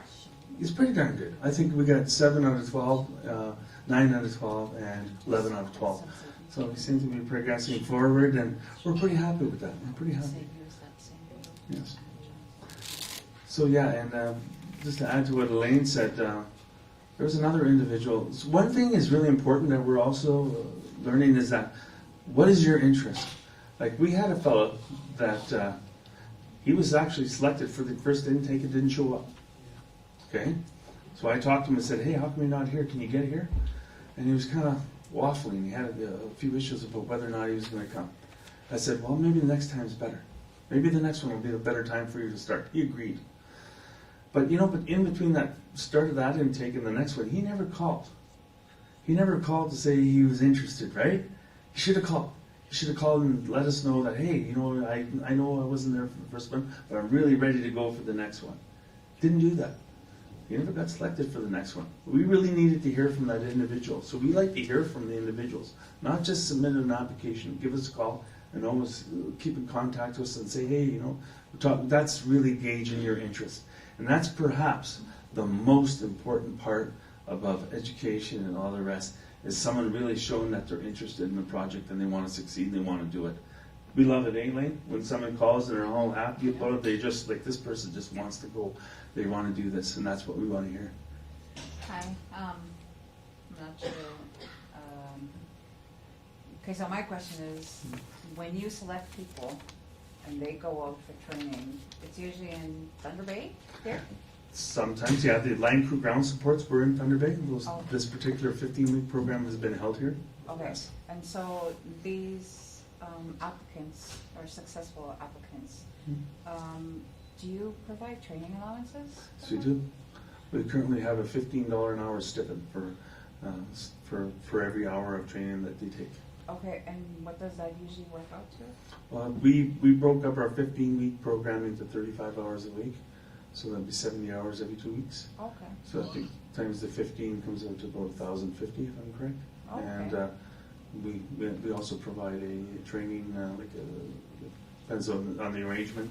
Yeah. You could receive something for food allowance and stuff like that, if that seems. PPEs and work gear. Yeah, PPE and work gear we provide as well. Oh, okay. Yeah. So, and transportation, so it's a great program. Yeah. Yeah, it just requires the dedication, so, Yeah. yes. No, I was Accommodations just while they're down here as well. Yeah, I was just thinking, because I have a lot of male relatives who like to work outside. Yeah, you can do. Yeah, yeah, for sure. Lane, did you want to talk a little bit about recruitment and retention, or are you good? We can always field more questions as well, if we're here, if you have any other questions. Okay. Hello, everybody. Really low. I'm the Indigenous Recruitment and Retention Coordinator, Advisor, sorry. And I'll be working with all the 24 First Nation communities for jobs on the project. And I am currently accepting resumes and cover letters for employment, not just from the current certified trainees that completed the program, but from anybody, like from anybody in the 24 First Nation owner communities. So I have my cards here if anybody would like a card. And that's for like training on the other thing too is that with Marvin's, anybody that's interested in training that probably require certain certificates like first aid, stuff like that, we will work together on and getting them their required certification for the jobs. All right, and I think that's all I have right now. Thanks. Any other questions at all on training at all? Any other questions regarding the OB-GAB Wind services at all? We're good? Oh. Sorry. No, I didn't see you there. I like to ask a lot of questions usually. No, that's all right. Okay, so when you guys say 24 communities, which communities are those 24? Like, are they the same SLAAMB 25 communities? You know what? I think there's all but a few maybe that fall out the outside of here. Yeah, like we got. Yeah. Except for Eagle Lake, Kuching,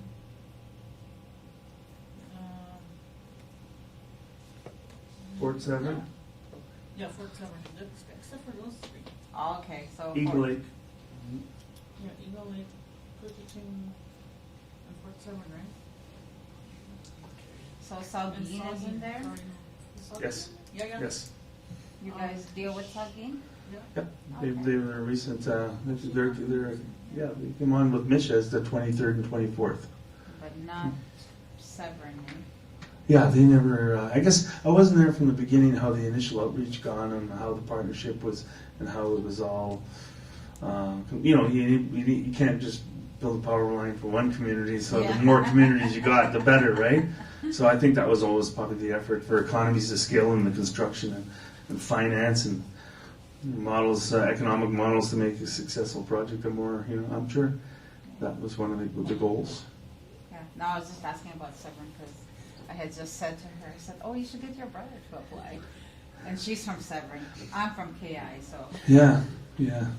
So yeah, I think there's going to be other. We'll learn in the future what will happen, but I don't know the specifics of how the employment policies will work with contractors and all that stuff. But right now, we pretty much got the mandate for the 24 partnership communities, and as far as people applying for training, we've had a lot of applications. I think how many? for line crew ground support, Elaine? I think there were about 100 About 100 altogether? for the line crew. Yeah. So we had about Total, we have like 346. Yeah. Almost 350 applications on file, and I say over 100 for the line crew ground support, specifically. So those were all. So we've managed to find recruits that were all members of the FNLB communities to fill those training positions. So. Yes. And, yes, 12. Yeah. The trainers, I guess the people that design the training program think that that's the perfect ideal class size. So I think, for example, in teaching, a lot of teachers think 16 is an ideal number for in a classroom, teaching a course. So maybe in that one there, 12. I'm thinking it's probably, don't have a definitive answer for you, but I think it has a lot to do with the safety aspects of it. They feel that through that training program, that way it's designed, they can make the best possible training program and give the maximum amount of attention to each applicant with the number 12.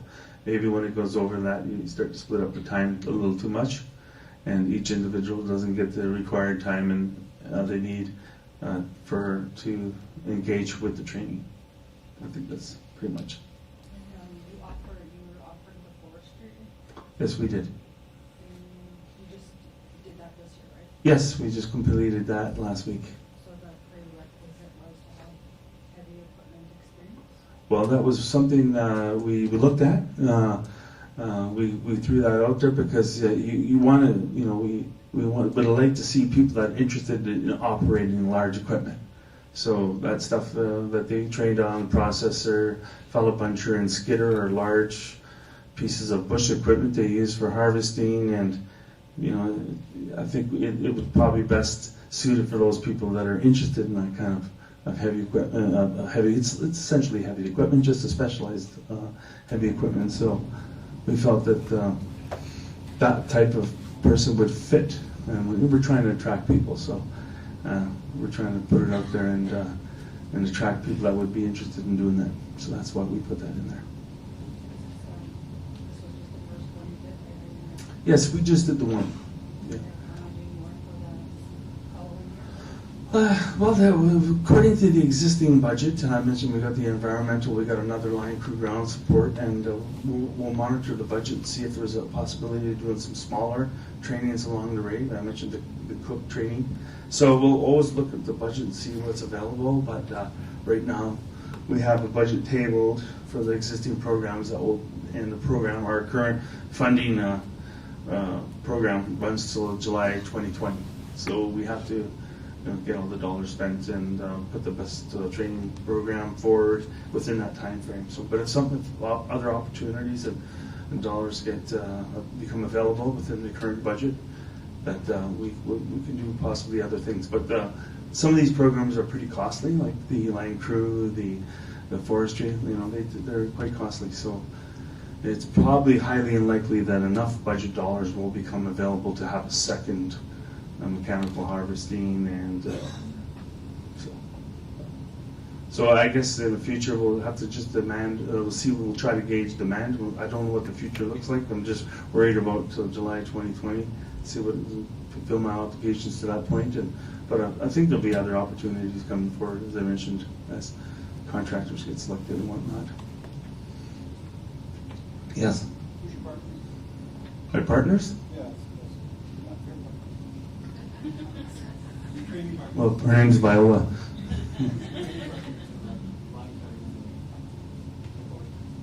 For the training, we had NORCAT as our group that did the training for the forestry. Yes, I think we did. I don't think everybody's going to get certified on all 3 pieces of equipment, but I believe just in my latest conversations, I think they'll all get certified on at least one. I think one piece of equipment.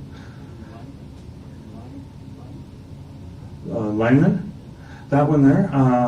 Yeah, they'll all receive their certificates of completion for the line crew ground support program, and they'll receive all those training certificates that are associated with that training. They won't become linemen; they're just going to be lineman assistants. But it's a great opportunity for them to become linemen through apprenticeship training or registration. And the partner for that delivery is Infrastructure, Health and Safety Canada.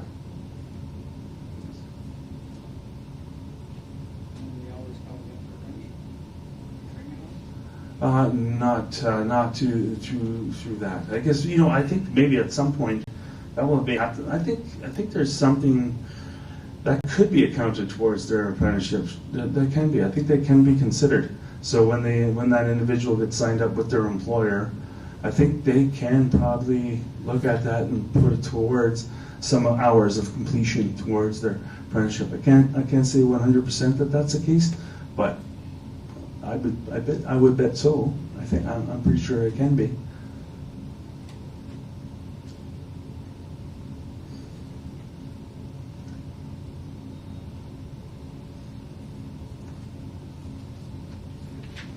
Thanks, everyone. And Elaine and Alp will be around for a bit. So thank you for having me here today, and I hope I answered some of your questions. And if you have any more, please feel free to approach us. I have cards up here. Elaine has cards. And thank you very much.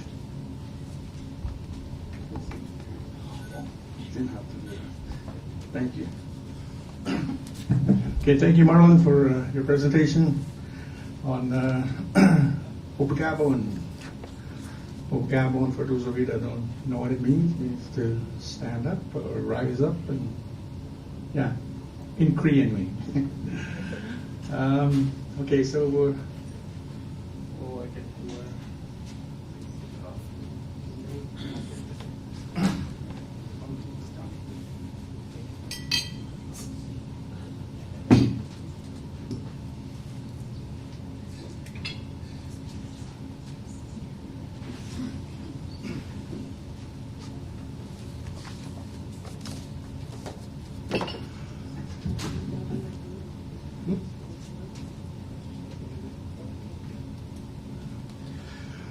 Okay, our next presenter, she's going to give a really good presentation this afternoon. Her name is Dr. Tracy Galloway from the University of Toronto, Department of Anthropology. And, I met her at a conference a couple of weeks ago, and I was really just, it's one of those presentations where, you just hang on to every word, and your mouth is, wide open. You just want to take everything in. I never looked like that. Bill Linda said I do. Okay, the food subsidy policy in Northern Ontario communities. We'll talk about the Nutrition North Canada program, provides subsidy to retail stores to try to lower their costs of food, and also to assist airlines that deliver the food up north. This program covers, I believe, 128 northern communities all across Canada, and it's supposed to help communities with high food prices, high cost of living. And for those of you that has a northern story, I don't know. I mean, you have to kind of shrug your shoulders and say, where does the money go? I just looked at Facebook a few minutes ago, and I seen a watermelon that sells for $65, and none of it. And you go over here across the street, it's probably about $5. So how do those people, none of it, be able to afford that, watermelon, that $65 watermelon, compared to $5 across the street here? So she'll explain more about it, that there is a program available, to subsidize, nutritious food that's supposed to go to the stores up north. And so without further ado, she did a program evaluation of that program, very comprehensive. You find it on the internet. And so she'll give us a little treatise of her findings and and whatnot. So after she's done, we'll open the floor for questions, but without further ado, here's Dr. Tracy Galloway from the University of Toronto. Thank you very much, Ziggy. I don't know if I can live up to that introduction. Can you hear me okay if I speak about distance from the microphone? Is this good in the back? Okay. My grandmother was a teacher, and she was very strict. And she made a little teacher out of me. But I look like it from a distance, but I'm no kid. I'm 52 years old. I have 22 and 23-year-old daughters. You cannot be tougher on me than they are, or than the students that I teach every day. Well, I think you can't be tougher. I could be wrong. So if you need to get up and get a snack or get some water or use the washroom or something, please feel free to do so and relax. There's no test at the end, even though I like to do that. And I think the only thing worse than being a southern white teacher from Toronto in the north is being an anthropologist. So I'm going to apologize for both those things right away. I'll get you to advance once. So just to tell you a little bit about myself, I worked as a nurse for 10 years at a hospital in London, Ontario. Some of you might have been to London. It has great health care and a really nice facility to work in. But the First Nation communities that live around London are the Chippewas of the Thames and the Oneida. And I found year after year that the people who were getting the sickest and that were slowest to recover, but had the best family members coming and the most fun visitors, were all First Nations people. And once she learned that I was not going to be a teacher, but that I was going to be a nurse instead, my grandmother said, well, at least try and make yourself useful. So I tried to take that knowledge and that early experience and turn it into something that might make an impact. Like a lot of people, I'm the first in my family to get to go to university, and I want to do something with it. And so I stopped nursing when I had kids. I went back to school. I started taking more courses. That's a picture of my husband and my girls when they were little, but we're all a lot older than that now. And I got hired as a researcher in my first research job working in the high Arctic on something called the Canadian Inuit Health Survey. I don't know if any of you have ever heard of that, but a couple of you. They took a Coast Guard icebreaker in 2007 and 8, loaded it with scientific equipment, and drove it around the north and terrified all the people who live in the coastal communities because they remember in the 50s and 60s how ships would come up, chest x-ray their kids, and take them away to sanatoria in the south. So, it was totally a poorly planned colonial white southern exercise, just like the past voyages. But what we learned from that is that people living in the Arctic were at, rapidly increasing risk of heart disease and diabetes, and that their diets were changing very quickly. Okay. Oh, so there's the ship. I didn't even get to go on the ship. I stayed back just at offices in Toronto and Montreal. And we visited 33 coastal communities, 6 inland communities. As I say we to make it sound like I was part of it, but I was really just working on a computer. But when the results came in and we had those all tabulated, and it was our privilege to go back to communities and deliver the results, those were the first times I went to the north. So I started flying in the north and learning a little bit about northern communities, learning a little bit about Canada's Indigenous people, beginning with Inuit. And I had to take those results back and talk with people in communities about what they meant to them. And people said, well, no wonder we have rapidly increasing rates of diabetes and heart disease. Look what it costs us to eat well, right? And look what it costs us to harvest. Look at what's happening in our communities. Go to our stores. Look in our refrigerators. The answer is really clear. And I really could feel in that moment the memory of my grandmother saying, make yourself useful. So one of the things I've done ever since then is I've tried to evaluate the Northern Food Subsidy Program to determine whether or not it's working. Now, all of you that live in subsidy-eligible communities or that have even heard about them know that it's not working very well. But for us to make changes to it and advocate in Ottawa with folks from Indigenous and Northern Affairs Canada, we need to have evidence and data of the type that they will listen to in order to make changes to the program. So since 2011, I have been trying to gather up that data, gather up stories from people, and influence federal government in its decision-making about this subsidy. So this presentation is a little bit about that work. And I'm going to I'll begin talking about the Arctic because that's where I know best. But I'll end hopefully talking about the Northern Ontario communities you're familiar with. So as all of you know, and I'm sorry, I make these presentations mostly for folks in Ottawa that don't know any of this, but we have a Northern Food Subsidy Program. We have had one since the 1960s. The old program was called Food Mail. How many people remember Food Mail? People remember Food Mail. You just don't want to put up your hand, I understand. And Food Mail was run through Canada Post. Canada Post was paid to contract whatever airline could provide the best service the cheapest, and Canada Post doled out the money. And so the money was paid to airlines, and the airlines fought amongst themselves over who got the contract every year. They would bid on it. Okay?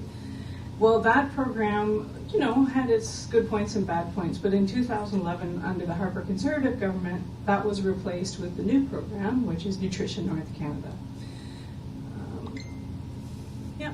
So you remember these folks. Poor Chuck Strahl, who was Minister for Frynack, he has passed away since. And then Leona Aglukak, who was a federal cabinet minister from Nunavut, rolled out this new program, NNC, Nutrition North Canada. And it, instead of paying the money to Canada Post, who contracted the airlines, it pays the money directly to the retailers, big retailers like Northwest Company and Arctic Co-ops, who provide grocery services in the community. The money's paid directly to them, and there are a series of steps that the retailers have to go to be accountable for that money. Okay? And the program has a fixed budget. That's very important. So it isn't a whole lot of money, so it's critically important how that money gets spent. Okay? Some of you will have seen this map. It's available online. It just lists that 120-some communities that are eligible for subsidy. That list was a lot smaller. It was 84 communities until a couple of years ago when the Liberal government under Justin Trudeau expanded the number of communities, and most of that expansion happened in the provinces. So there were communities added to that list in Northern Ontario, Manitoba, Saskatchewan, and those are the little purple triangles that you see here. So those are all the subsidy eligible communities. And then there are different subsidy rates for all those communities. So this is just a partial list of subsidy rates. The devil is in the details always. So there's enough complexity here that it's a bit of a challenge to talk about. But there are level 1 and level 2 subsidy rates that correspond with different types of food. So most of the food we think about as eligible for subsidy, milk, yogurt, cheese, fresh meat, frozen meat, fresh fruit and vegetables, all of that is a level 1 subsidy. Okay? And you can see how the subsidy rates for those foods really differ depending on where you live.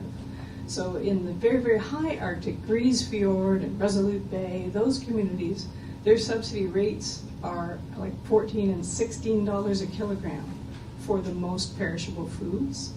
And down in Ontario, the subsidy rates are about $1.40. And then there's a list of eligible foods. So here are the level 1 and level 2 foods. We're mainly concerned about those level 1 foods, the perishable foods that people rely on as staples of their diet. And then there's a list of eligible retailers. And it isn't easy to be a Nutrition North Canada retailer. You have to have a fairly sophisticated system in place for monitoring the food that comes up, the freight that you pay for that food, and the way that you sell it in communities and the prices it's sold for. So once you put in place an electronic system that meets Ottawa's requirements, you can be an eligible retailer. And to give them credit, Ottawa has had some programs and extra funding to help smaller retailers reach that threshold of eligibility. Not too much, but some. So some smaller retailers have been able to do that. And then the big bad retailers themselves sign contribution agreements with the federal government. Okay? And these contribution agreements are not, as far as I know, available to the public.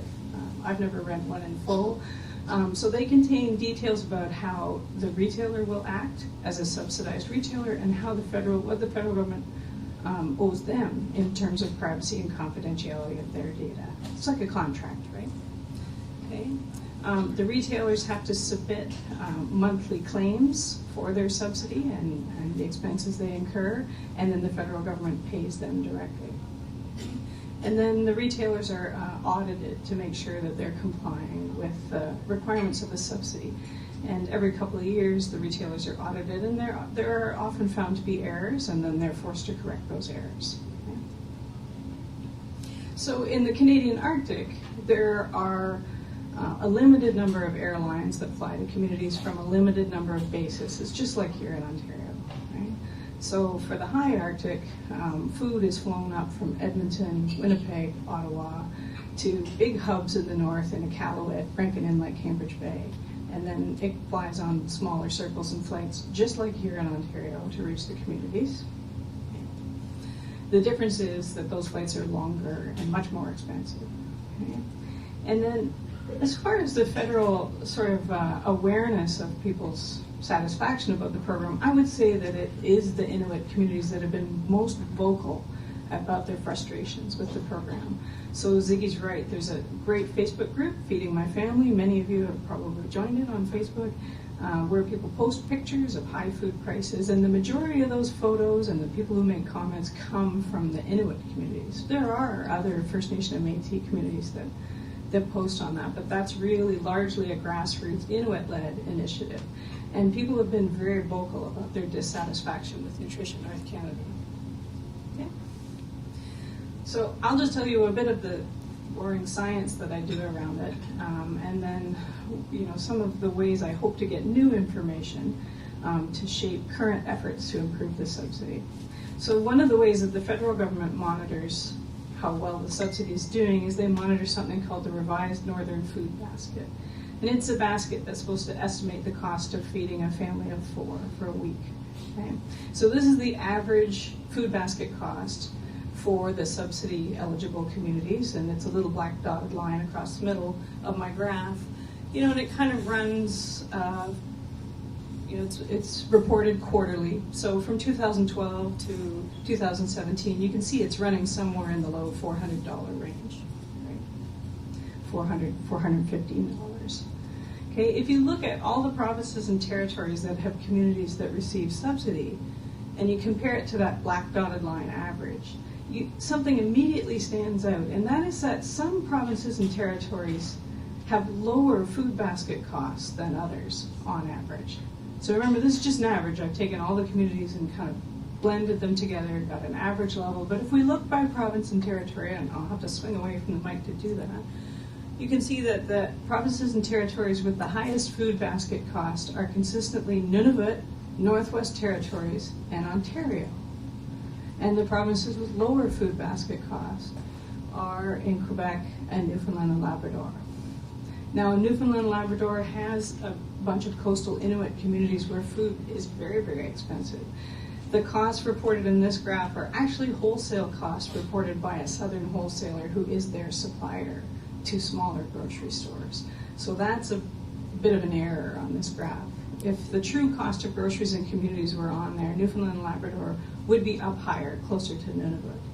But a lot of the sort of media attention on high food costs is about Nunavut, or about the Inuit in Nunavut and Northwest Territories. And Ontario rarely gets mentioned in that coverage. But the cost of food, or this food basket, in Ontario, Northern Ontario communities that receive subsidy is as high or higher in some cases than it is in Nunavut. And that won't be any surprise to you guys. Okay. Can you go back one? Yeah, no, that's fine, go forward. Yep, that's perfect. So this is an odd graph. Okay, the federal government collects a whole bunch of information from retailers, but it's really reported to the public in two forms. So the cost of that food basket and the weight of food that gets shipped to northern communities. This graph shows the weight of food that gets shipped to northern communities. And it shows it in a kind of a strange way, per person. So remember that I said that retailers get paid for every kilogram of nutritious food, subsidy-eligible nutritious food that they ship to communities. Well, in communities in Nunavut and Ontario and Quebec, retailers ship more food per person than they do in other provinces and territories. We don't know if people living in Nunavut eat more food than people in other places. That's not the point. Retailers don't get paid for the food people eat. Retailers get paid for the food they ship. And what it looks like from this graph is that at least in the case of Nunavut and Ontario, they are shipping more food because it makes economic sense for them to do so.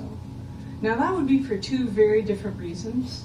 Nunavut is a very expensive place to ship food.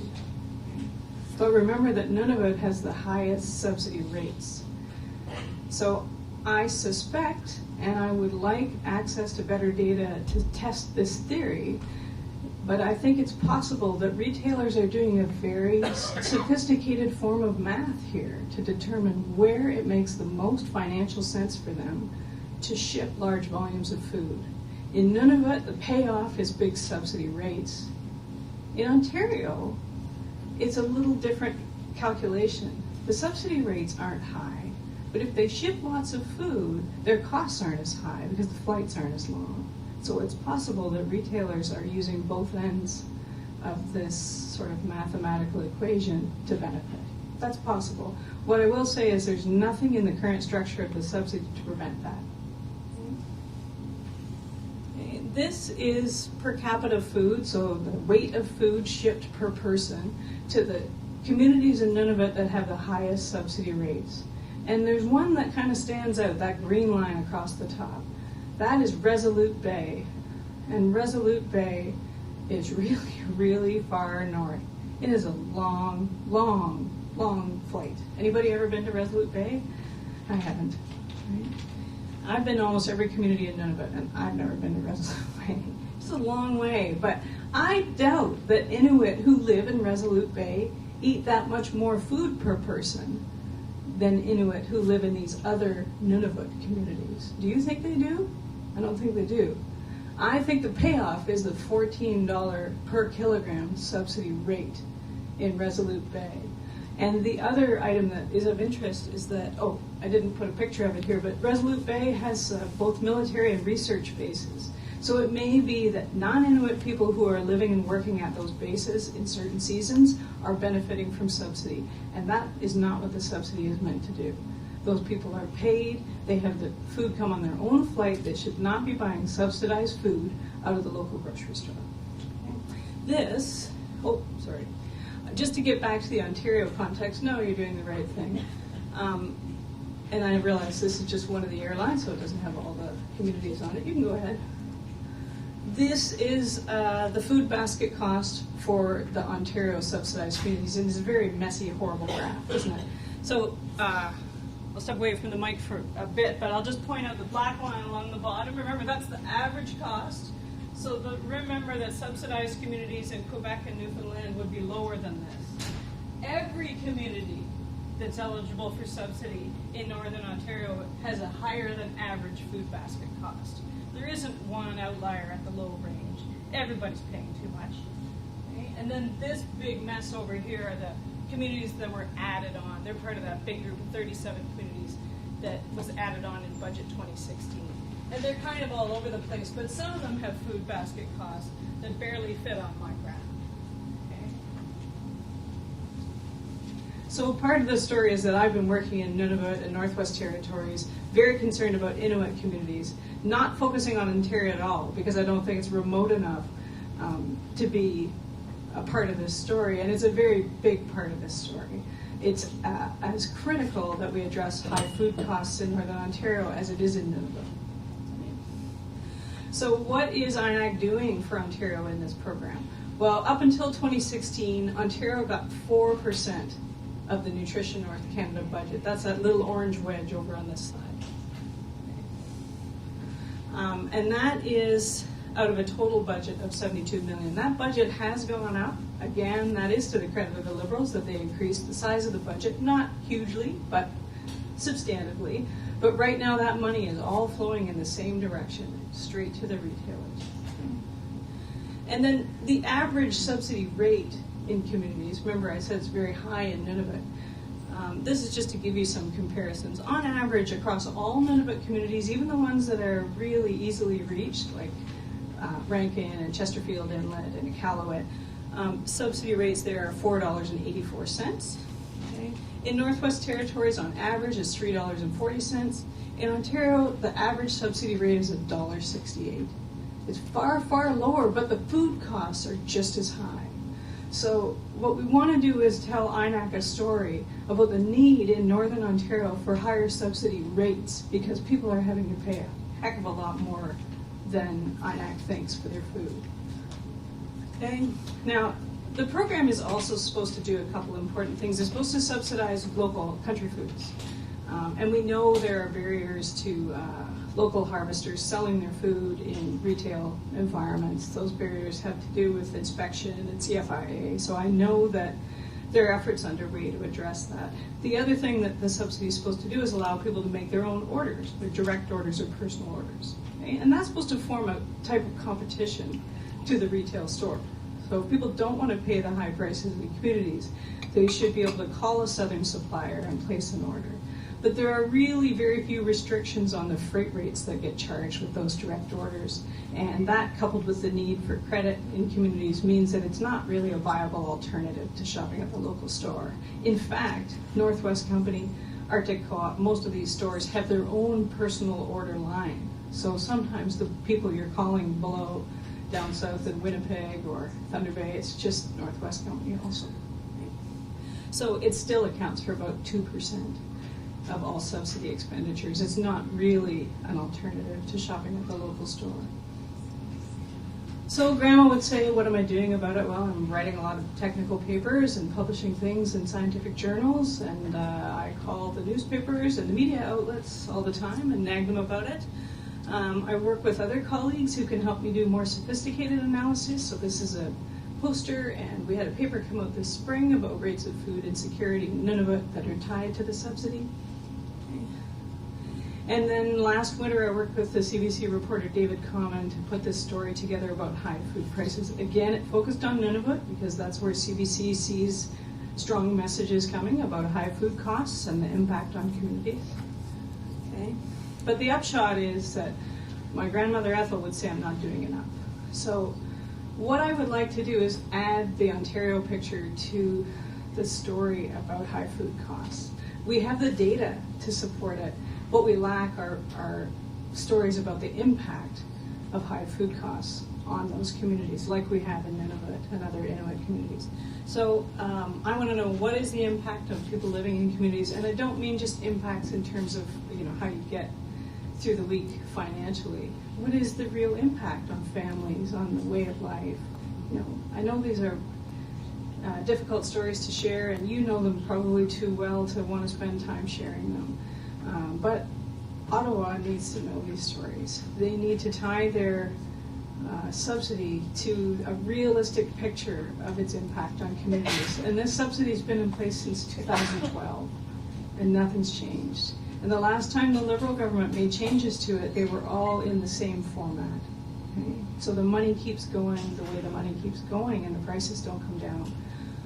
Also, I think that the structure of this subsidy is a barrier to entrepreneurship and employment and creativity in communities. It is very difficult for a local co-op or someone who wants to set up a food market to do that sustainably and compete with a large retailer.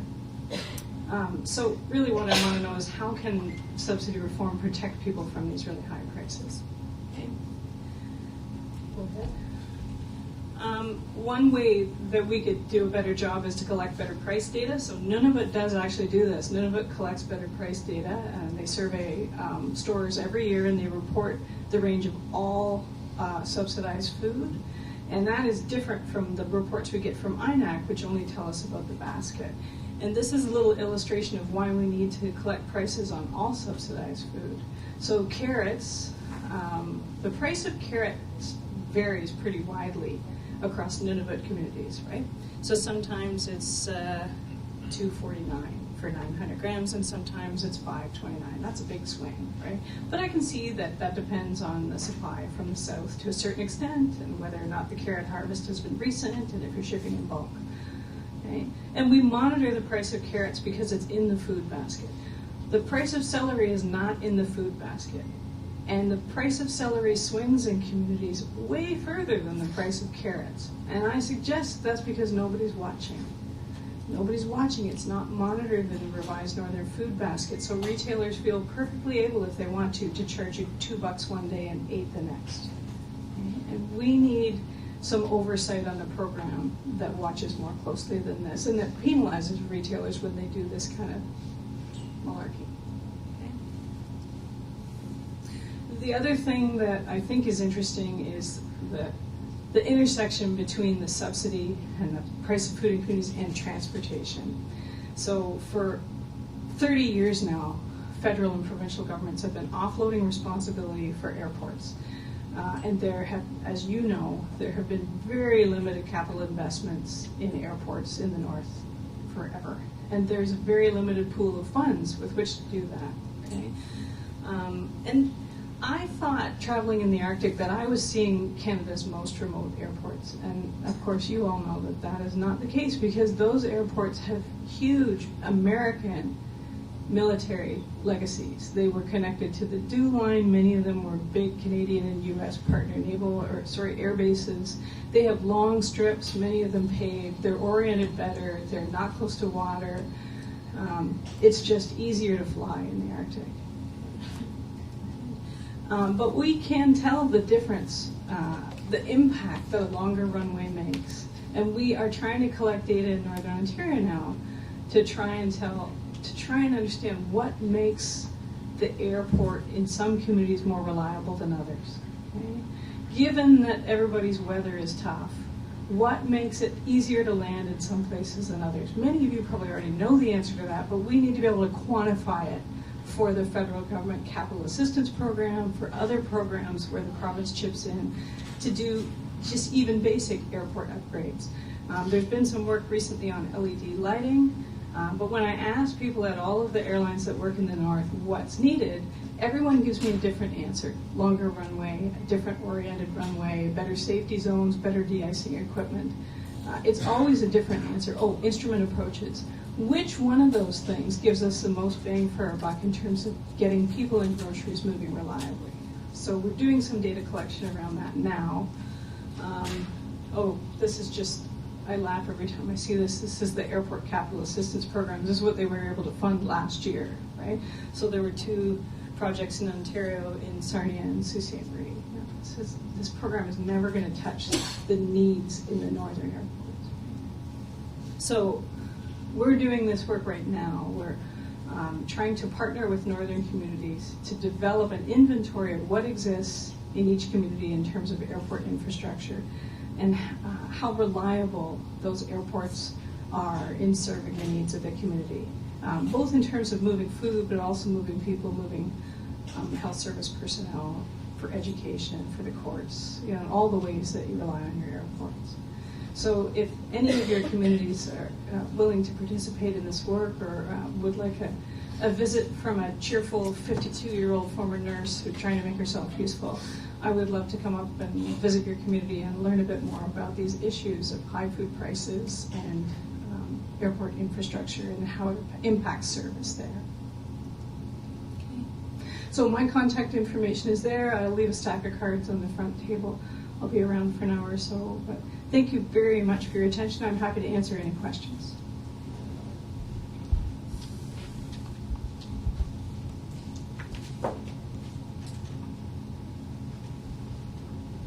Was it as good as Ziggy said?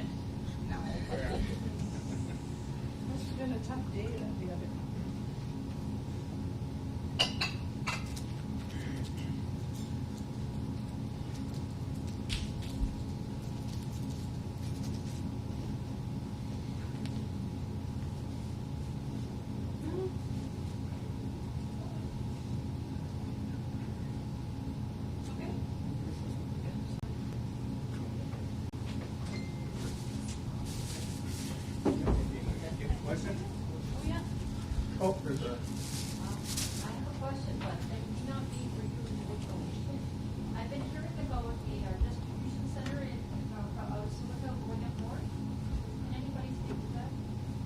to? The regional distribution center? I heard about it, but I don't know much about it. I just know a little about it. I know that it's a municipal initiative with some partner First Nation Yeah. communities. I've been trying to provide data in support of their applications. I'd appreciate a contact at the beginning. Oh, absolutely. Vicky? Yeah, it's Vicky Blanchard.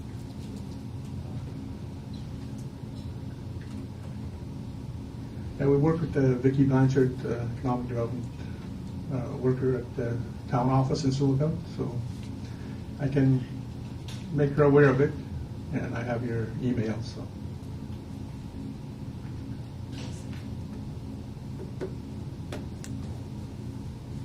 Okay, any more questions for Tracy?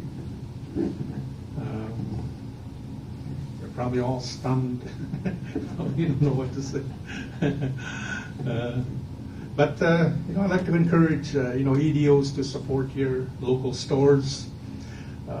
You know, like I'm from Bearskin Lake, and I worked in economic development before this, and I remember way back when I was young, when our community was growing, was developing. There was an individual that came. His name was John Hageland. He was a bush pilot, but he also started a community store in our reserve, and it was really useful, mainly because it provided, you know, food and supplies to the trappers and hunters, and also its airlines were really beneficial to the people. They fly them to their hunting camps, their trapping lines, and all that stuff. So it provided a really good service. But one day he passed away. He died in a plane crash, and then that's when Northern Store came into our community, and they've been there since. And so we've had good and bad relationships with that store. And but I remember one time the chief and council asked me to call headquarters to see if there was a possibility of us buying their store. And I'm not going to repeat what they said, but they really put me down. And so after I got an earful from some CEO and whatever, I told the chief and council, they're not in agreement, they don't want to sell their store. So based on that, we started our own community co-op store, and it's been there ever since. But we noticed that there was, you know, a difference once we started the store. Like the Northern Store used to have really high prices, but then when our community store came into being, all of a sudden they lowered their prices. You know, competition is good. You know, if you have a Northern Store in your community, you need to have a community store to battle, you know, that big conglomerate that's, you know, in your community. And so it's really helpful to have competition in the community. So one of the things I want to say to you today is, you know, support your local businesses, support, you know, your community store. So, you know, the Northern Store won't take all of your money away. One thing that I noticed too was, I mean, Northern Store was helpful in the beginning. You know, they helped us. But along the way, the elders kind of got this mindset, you know, what if Northern Store goes? You know, oh, we're dead. You know, they were so dependent on that store that any attempt to start another store wouldn't work. But, you know, it can work. And so we need young people, you know, like today, to have a fresh mindset, you know, that we can do, you know, things like that. We can start our own businesses, we can start our own stores, we can be self-sufficient, you know, that sort of thing. So we need to educate young people. We need to show young people that we are capable of running our own businesses. I thought that in the contracts between the community and Northern Store, they have a part in there saying that the community's not allowed to create their own or make their own business to compete with Northern. I don't know, I heard that wasn't included in their contract with the communities. That's really interesting. I'm gonna look into that. I know that was, I think that was one thing they mentioned before. Not sure if that's true. Yeah, I'm not really in a position to answer that, but in Berskin anyway, we went ahead and started our own. I mean, there was no lawsuits or no attempts to try to stop us, and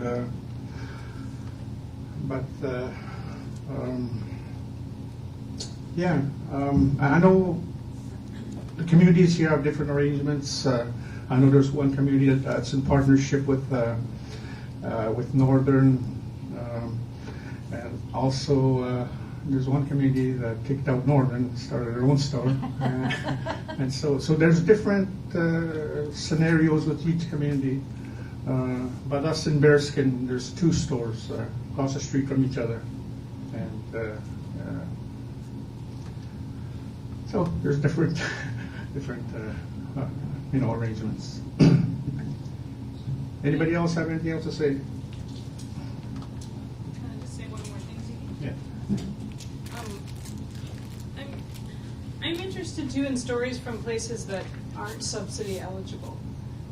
I've learned from working the Yukon, for example. Yukon's only got one subsidy eligible community, Old Crow. And the prices in Old Crow, I don't even put them on my graphs. They're higher than they are in Ontario or Nunavut. Really, really high. But Yukon has 14 First Nation communities, and the prices are high in all of them. Terribly high. And there's only one that's subsidized. So it's important, I think, to speak to people who are dealing with high food costs everywhere, because I think that needs to be part of the message. Sometimes having a road is no guarantee.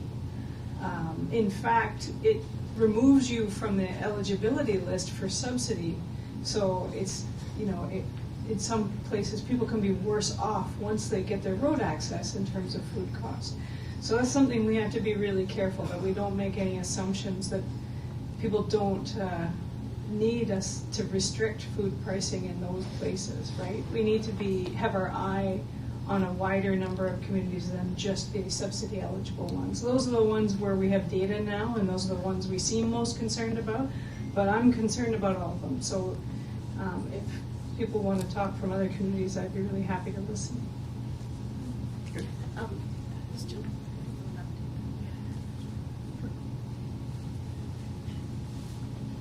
Gary Jenkins from Indian Affairs is here. He's going to do a presentation tomorrow on another subject, but maybe you could share a few thoughts on what was presented and some thoughts that the people have.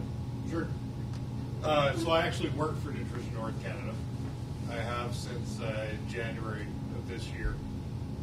What I do for Nutrition North is I'm creating all the documents to get the new program through Treasury Board.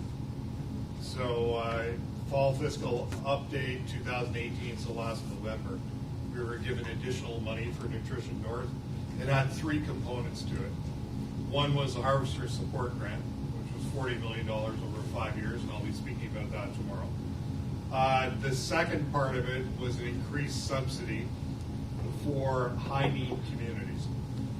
So what this means is that the subsidy rates that Tracy had on the board for communities that are determined to be of high need, so the ones paying the most for the revised Northern Food Basket, and in combination with lowest income, will be getting the increase to the subsidy rate, which should reduce the price of the food in those communities directly.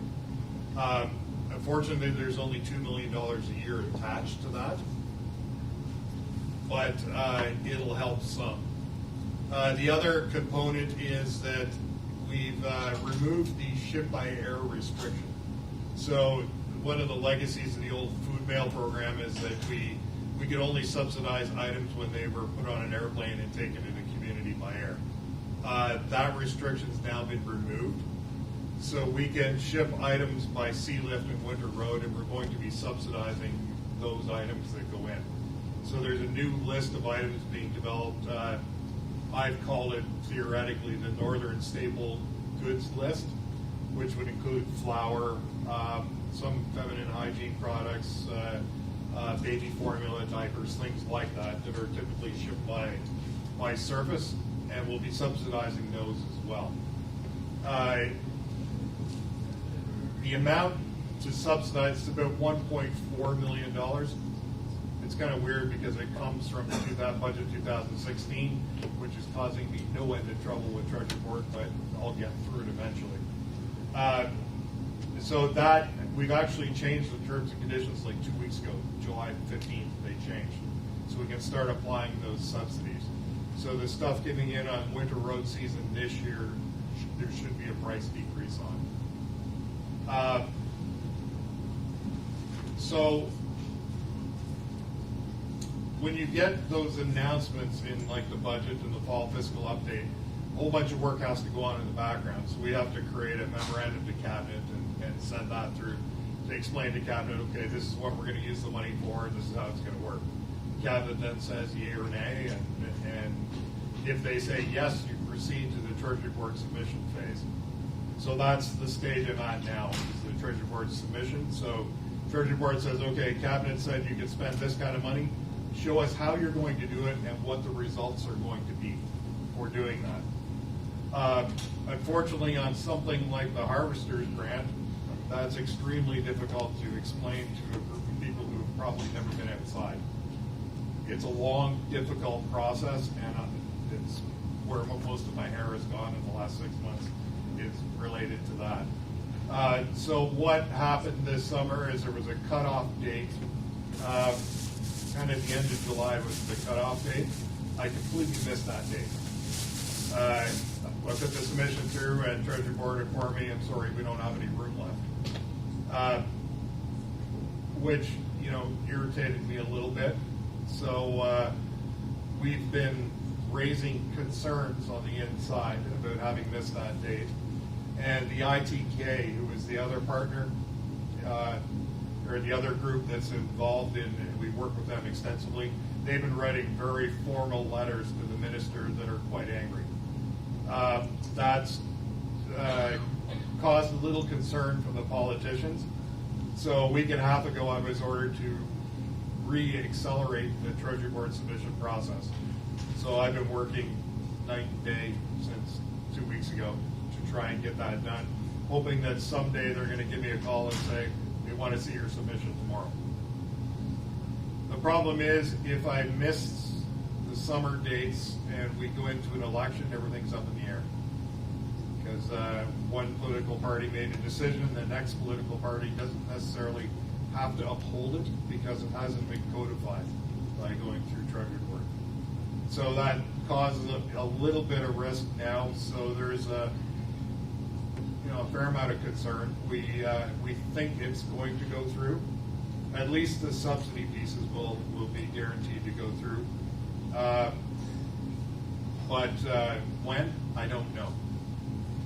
So that's kind of the update of where we are. The total amount is about $65.5 million over 5 years to deal with surface subsidy, communities at need, and harvester support. Just a little more detail on communities at need. There were a lot of Ontario communities on that list. So we identified the top 25 communities that we considered high need based on delivery distance, based on income, based on the cost of food in the community, and a bunch of other mathematical things that I don't quite understand, but seem to make sense when I look at it.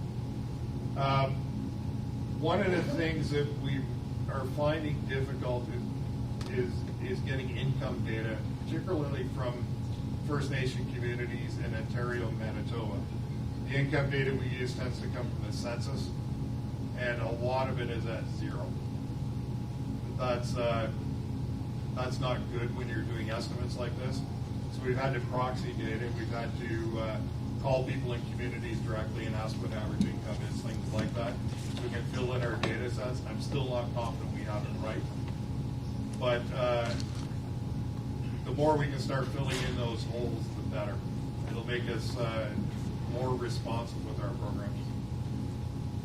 And I mean, the data that Tracy's putting on the table, remarkably useful to us. Where once I get done this stupid treasury board process, I've been ordered to focus on other parts of the program. So is there anything else we can do to reduce costs overall, not just for food, but for everything in these communities? Is there ways we can make retail more competitive?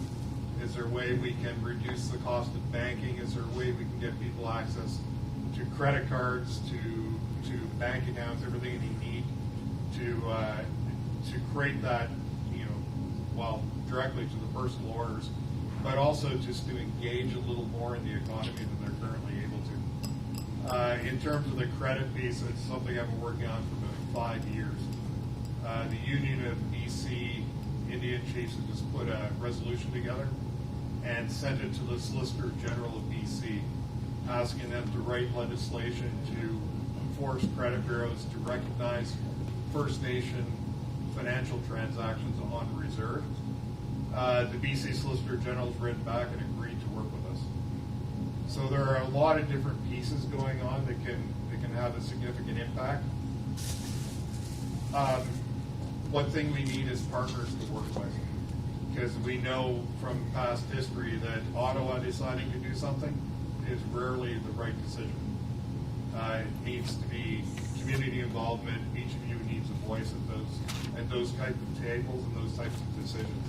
We need to figure out how to make that happen.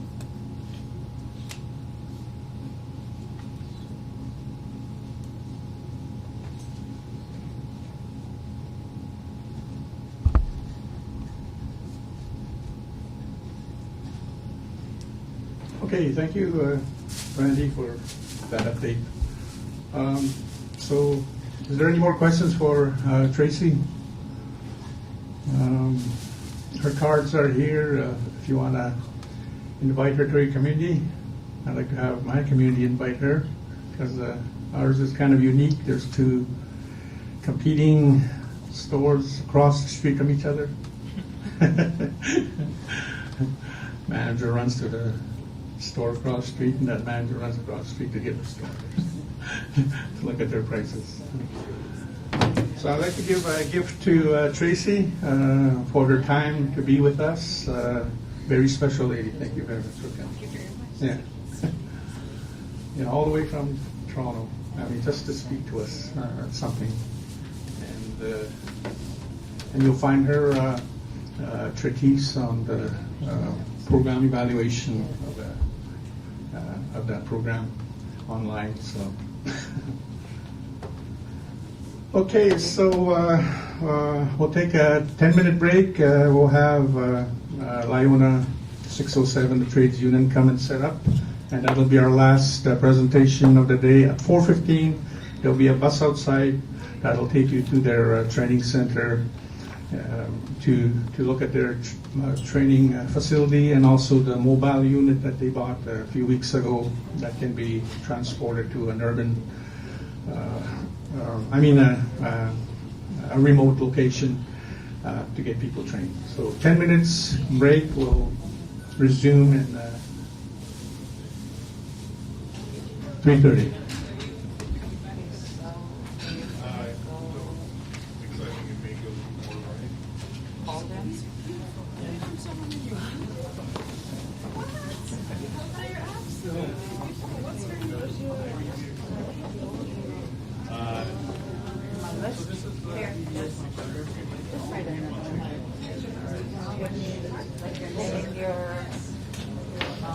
Where you're from, and whether or not we got you a copy, because if we didn't, we will send you one. I got one already. Okay, good. Oh. This is good. And also, Jessica and I are gonna be in your community on the 28th. So come see us. We're coming there for your fair. Yes, we're coming.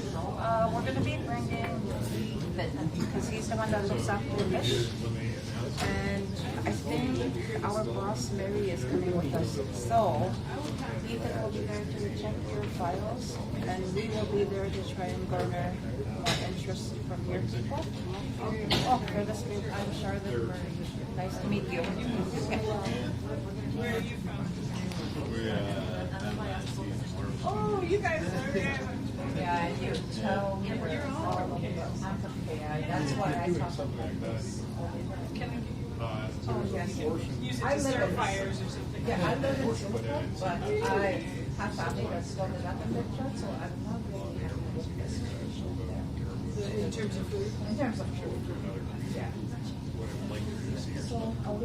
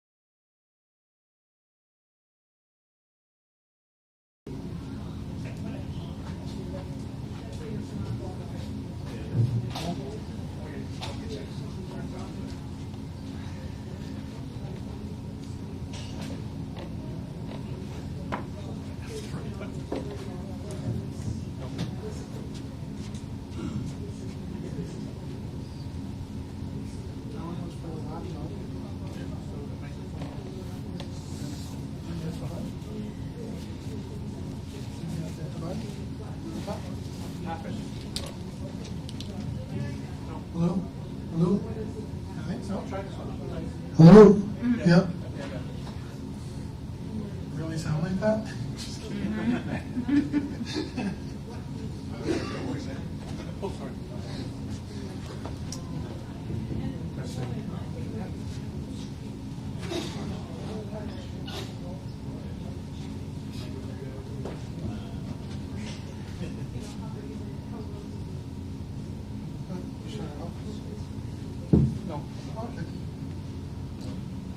Okay, if everybody can come back, it's almost 3:30.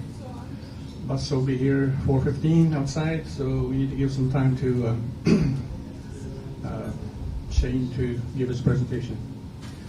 So we might as well start with who's here, and so give a listen to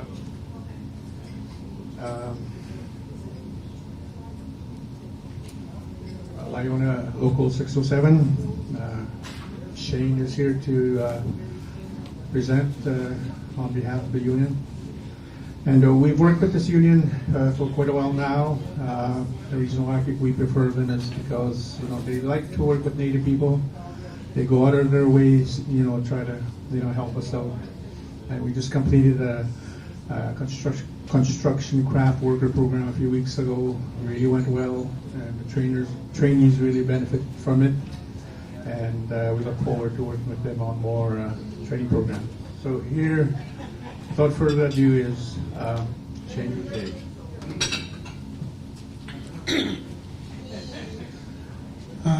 Chimigwet Shinzegi. I'm going to be honest, I'm a little nervous. I'd like to start off with an introduction. My name is Shane Figier. I'm with Lyona Indigenous Relations.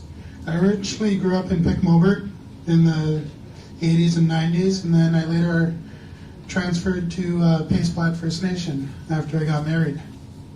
So faced a lot of barriers in that growing up in Pic-Mobert in the 80s and 90s, because no one was out there doing what I'm doing now, talking about opportunities in the trades and transferable skills, and how our students that take our training gain valuable, diverse skills that are so transferable into everyday life and such, and how you can make a lot of money and provide for your family and such. So often people see hashtag generational change on my Facebook or my LinkedIn, and I always have people ask me, well, what does that even mean, generational change? So generational change is a concept that my family proved to exist and such.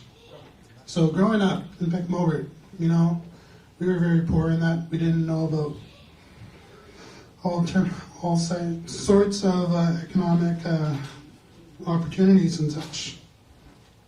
So generational change is changing a past socio-economic situation of the past and bringing it to a modern one, where we are creating opportunities on all levels, whether they be at the administrative level, right down into the blue collar, and for our children and such. So I'm part of the Loon clan, and growing up, I was cool. I like to swim anyways, so maybe I am a Loon clan. It wasn't until later on that I discovered that being from the Loon clan, we see things differently, and that does translate into what I do now and such. People ask me, like, well, how did you go from a welder to becoming a Indigenous Relations rep to doing strategic planning and economic development?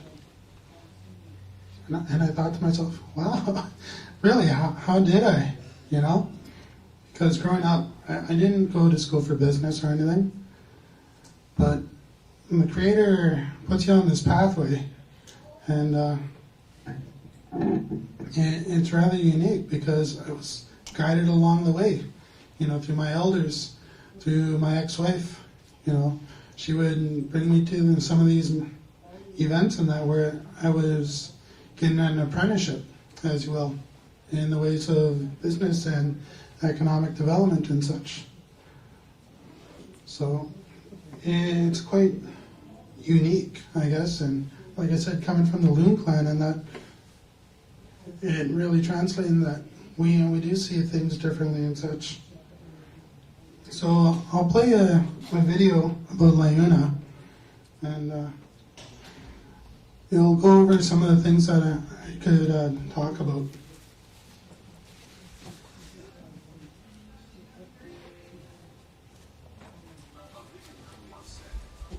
These are the greatest creations of humanity. And it's true. But what does it take to build a city? Buildings, streets, houses, hospitals, transit systems? Yes, all of that and more. But nothing would be possible without people, the men and women that make up our communities, the workforce that builds our country. The Laborers International Union of North America, LAUNA, is the most progressive and fastest growing union of workers in the construction, industrial, healthcare, and service sectors of the economy. In Ontario, it represents over 100,000 proud members and retirees across a wide range of industries. Born of strife and struggle, LAUNA members have been uniting for better lives since 1836, when the first recognized laborers' union was established in Philadelphia. Here in Canada, LAUNA Local 506 goes back to 1919. Once a handful of workers, it has grown to more than 8,000 members, representing workers in the industrial, institutional, and commercial sectors of the construction industry. In 1952, LAUNA Local 183 was founded, growing from 400 members to 46,000 workers in the heavy civil and residential sectors of the construction industry. Over time, more locals were established, and in 1969, the Ontario Provincial District Council, OPDC, was created to support and oversee the negotiation of province-wide collective agreements, supplying legal and political advice, and to support the interests of the affiliated locals. LAUNA's workforce is multicultural, a true reflection of the communities it serves. Over the years, it has grown its strength by welcoming and protecting immigrant workers, who in the 50s and 60s pioneered many jobs, which at times were rejected by other workers who did not want to perform that work. These jobs have now become highly specialized, and the qualifications and expertise of LAUNA members are second to none. LAUNA represents many workers in all sectors of the construction industry: industrial, commercial, and institutional, ICI, residential, roads, tunnels, pipeline, sewer and water main, electrical power systems, demolition, utilities, and heavy and civil engineering. From residential homes to high-rise condominiums, and from office towers to hospitals, LAUNA has it covered. In addition, it represents workers across a wide range of skilled trades like residential handyman, concrete and drain, fence installer, high-rise rodman, house framing, welding, basement forming, tile setting, residential trim, concrete sawing and drilling, refinery work and nuclear refurbishment, and many, many others. Employers everywhere rely on LAUNA because they know that its members receive the best and most up-to-date training, and that LAUNA makes no compromise when it comes to health and safety training. Making sure its members return home from work each and every day is its #1 goal. No union in Canada provides more training for its members than LAUNA, who offer apprenticeships in brick and stone, cement finishing, and its own Construction Craft Worker, CCW, apprenticeship program in training centers throughout the province. Laborers are more than just laborers. That's why LAUNA offers highly skilled training in a wide variety of fields through a comprehensive program for teaching new skills, updating and retraining its workforce with a focus on what is in most demand. LAUNA invests in its members, who are happy because they enjoy premium wages and one of the best benefit packages in the construction industry. The Laborers' Pension Plan of Central and Eastern Canada is a $6 billion pension fund that maintains a diversified investment portfolio, including a substantial investment in various infrastructure assets across Ontario, providing retirement security for its members through steady and stable growth. Taking part in issues affecting our cities is an important aspect of creating the communities we want to live in. LIUNA actively engages its members politically in issues that affect the working people, employing resources to advocate for city-building initiatives and standing up in government for laws and regulations that best represent the interests of society at large.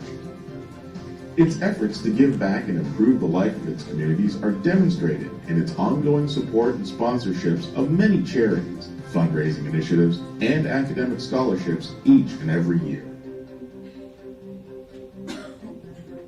Through the strength of its unity, collective bargaining, and activism, LIUNA builds modern infrastructures, keeps Canada competitive, and creates jobs. As the union grows, so do the cities its members live and work in, empowering the working people while improving the lives of everyone in the community. This is the work of LIUNA. Feel the power.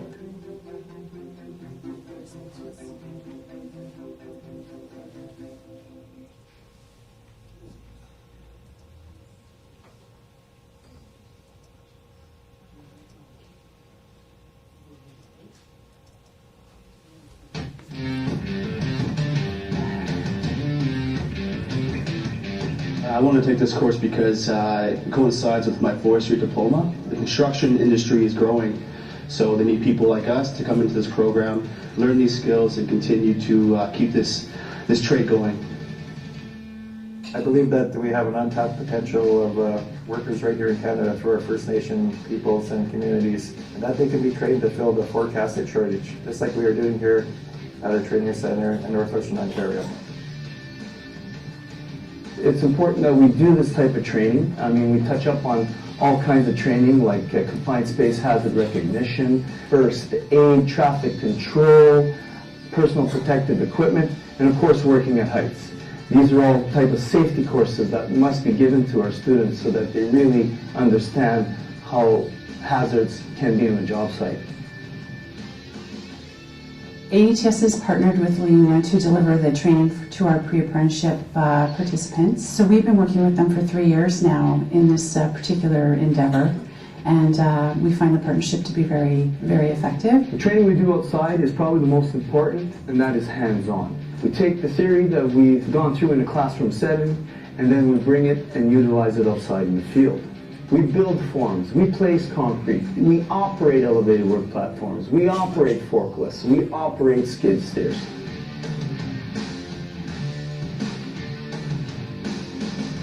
The instructors were actually really easygoing people, really easygoing. They're well experienced. A lot of them were in the pipeline, building bridges, building foundations, a lot of years of construction, and they're teaching us how to do things. So I think we're getting great experience from these teachers. Leadership wasn't a very strong skill that I had, but once I came into this program, I think it really came out. I was able to get comfortable with the guys, talk to them, and excel in that part of my life and my skill sets for sure. So LIUNA Local 607 does have a commitment to First Nation communities and people, whether it be through our training center or through employment opportunities. When LIUNA signatory contractors perform work on First Nation traditional lands, LIUNA has always committed to a minimum of 25% First Nation participation in the projects. Yes, I would recommend this course to other First Nation communities. There's a lot of good working First Nation people, a lot of them, and I think there should be more programs like this for sure. I think the training is essential. These are all skills that they can take back to their communities to help build and better themselves. Once they're done their training program, we put them into placements, and the employers are always really happy to take them because they've been so well trained through North Star training. Since I graduated from the program, I've been here with Fenway, just doing basic labor stuff, working with the carpenters, helping the plumbers move materials, operating machinery such as a skid steer, forklift, and being safe, practicing safe practices here at work. The CCW program trained us in a short period of time to get ready for this type of construction site business here. So I think the CCW program really helped people like myself and the other people in the program to get ahead in this type of work.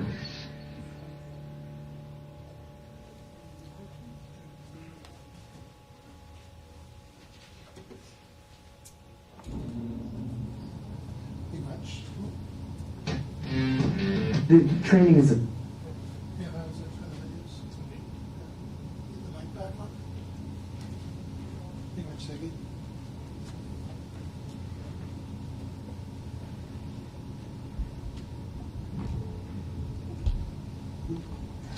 All right. This is really weird for me. So I hope those videos explained a little bit about LIUNA and such. And going back to that first video, that video is several years old, so some of those numbers went up. So LIUNA now represents over 115,000 members within the Ontario Provincial District Council, and our pension fund is on its way to $8 billion. So we use that money to invest in various infrastructures, projects right across North America.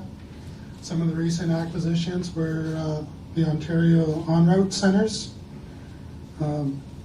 We partnered with Virgin to buy a casino in Las Vegas, which is the Hard Rock Casino Cafe. And we are looking at various infrastructure projects right across Northern Ontario. So at LIUNA, we're a strong believer in being a partner. And we are one of the only organizations out there to have signed a statement of partnership with AFN. So that is more than just window dressing to me and our colleagues at LIUNA. You know, it's more than just getting people into the trades and training people. It's also about helping to facilitate economic development, helping to form these joint venture companies and such for the $40 to $60 billion worth of work coming in Northern Ontario. You know, that's a lot of work.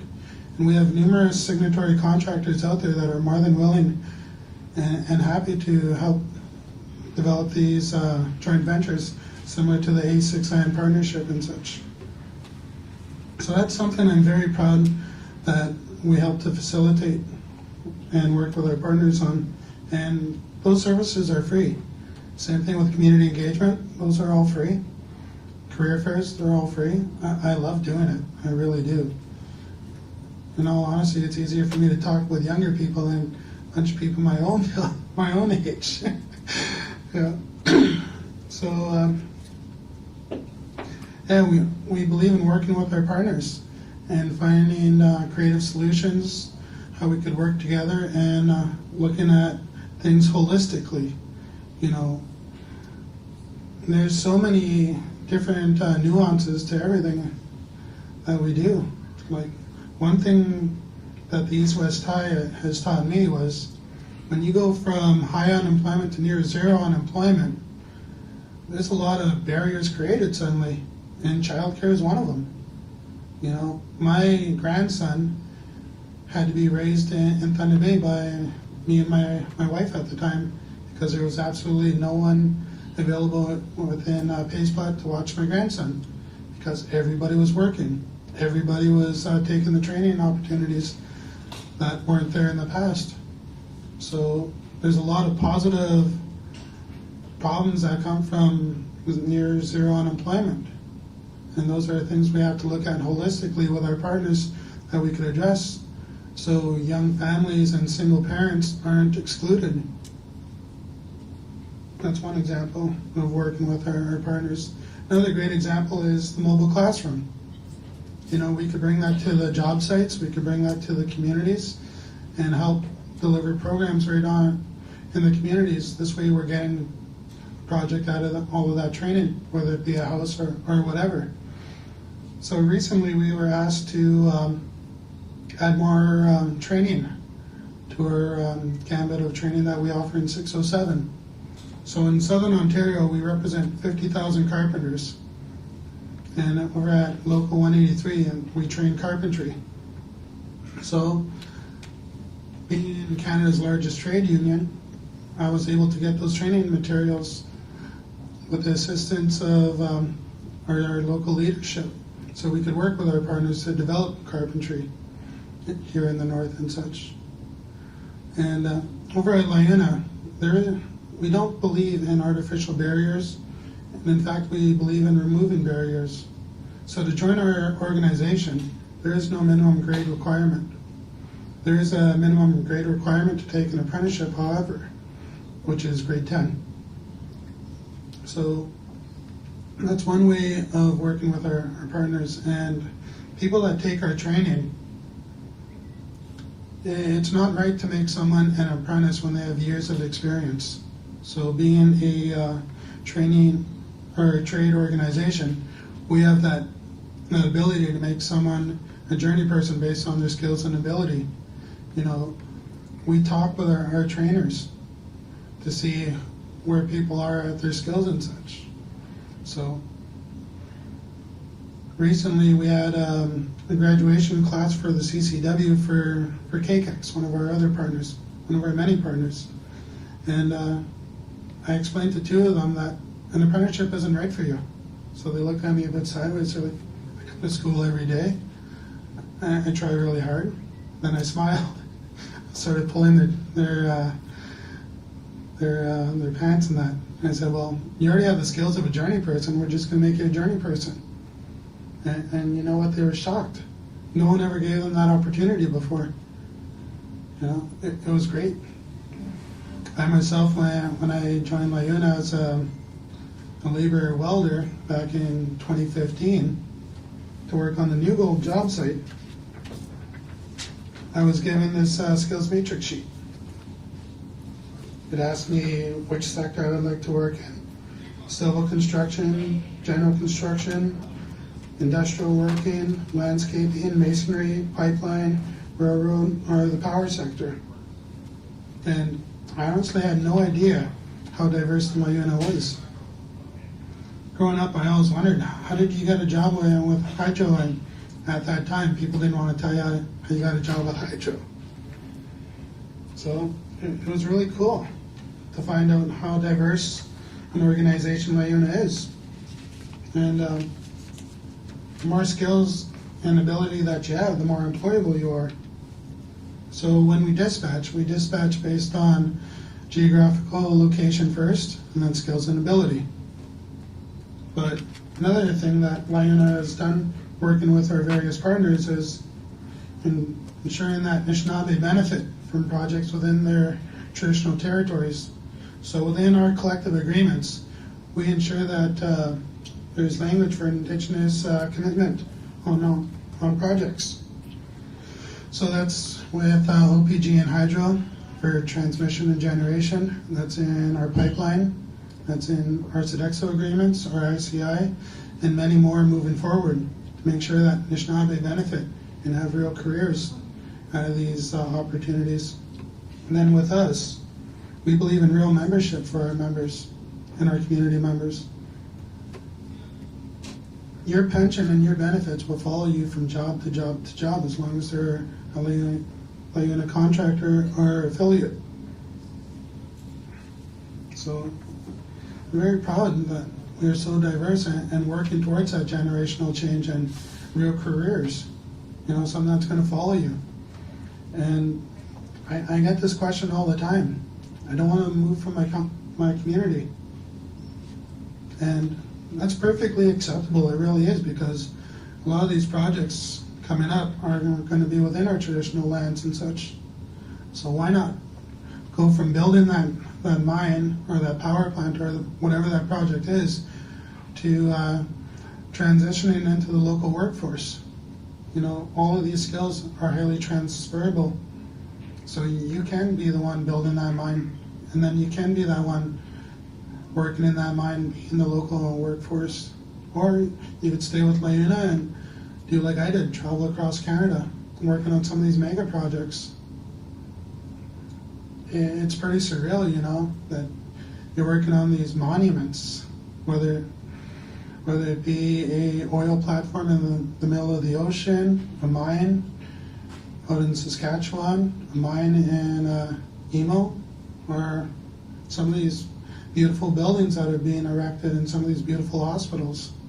You know, it's very interesting and such.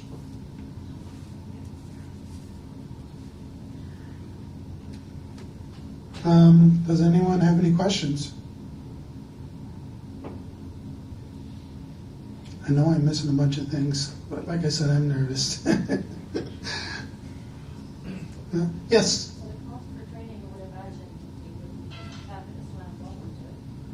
Well, there are several ways that we do training. We work with our ISETAs, and then we also do apprenticeships on our own. So typically I tell Anishinaabe that you're better off to go through one of our partner ISETAs.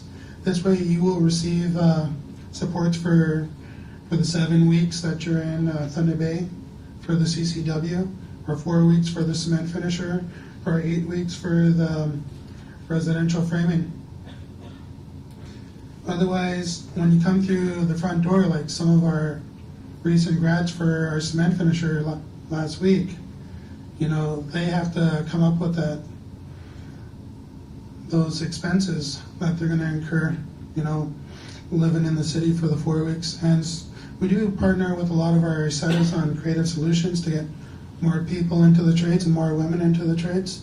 So a lot of our setters are offering supports to those community members that went through the interview process and became LIUNA apprentices.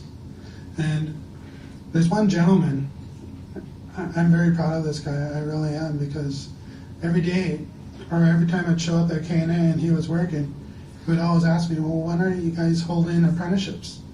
Every single time he saw me, he would always ask me, when are you doing apprenticeships and such? Like I said, I'm extremely proud by that because he was motivated. He really wanted it. And when we were going through our list of resumes for our own apprenticeship intake, I brought him in right away. I said, you're first on my list because you clearly have that drive. You know, I love that enthusiasm. I really do. And I'm very proud that we're a very multicultural organization, and we send out invites to all of our partners, not only in Anishinaabe organizations, but multicultural centers and everything else. Is there any other questions? Yes? What was it? Okay. So joining the LIUNA has been quite an amazing ride for myself. I wish I would have joined 20 years ago. Perhaps my family and I wouldn't have had to struggle so many times, and I definitely could have done without all those struggles, I'll be honest. So you could go through the front door with a resume like I did, pay the initiation fee once there's work and such, or you could come through by working with one of our ISETAs and taking one of our courses. And I always tell our apprentices the first week when they take our courses that this is a 7-week job interview. You know, everything's going to be noticed. Our trainers are going to give us feedback. Our classmates are going to give us feedback. We're all going to notice. And this is a 7-week job interview. So anyone that takes our courses, whether it be cement finisher, CCW, or residential framing, they have that opportunity to join LIUNA as a full member. And typically our partners pay the initiation fee and offer some of those supports, which is great. Like I said, we love working with our partners to come up with creative solutions to remove some of these barriers. And once you're a LIUNA member, your pension and your benefits will follow you from job to job. It's not like when I worked at Bombardier and I left Bombardier, my pension and my benefits stopped right then and there. So with us, your pension grows every 1,200 hours. That's one pension credit. You only need 30 pension credits to retire at no penalty at age 55. You know, that's quite extraordinary. Yes, sir. Question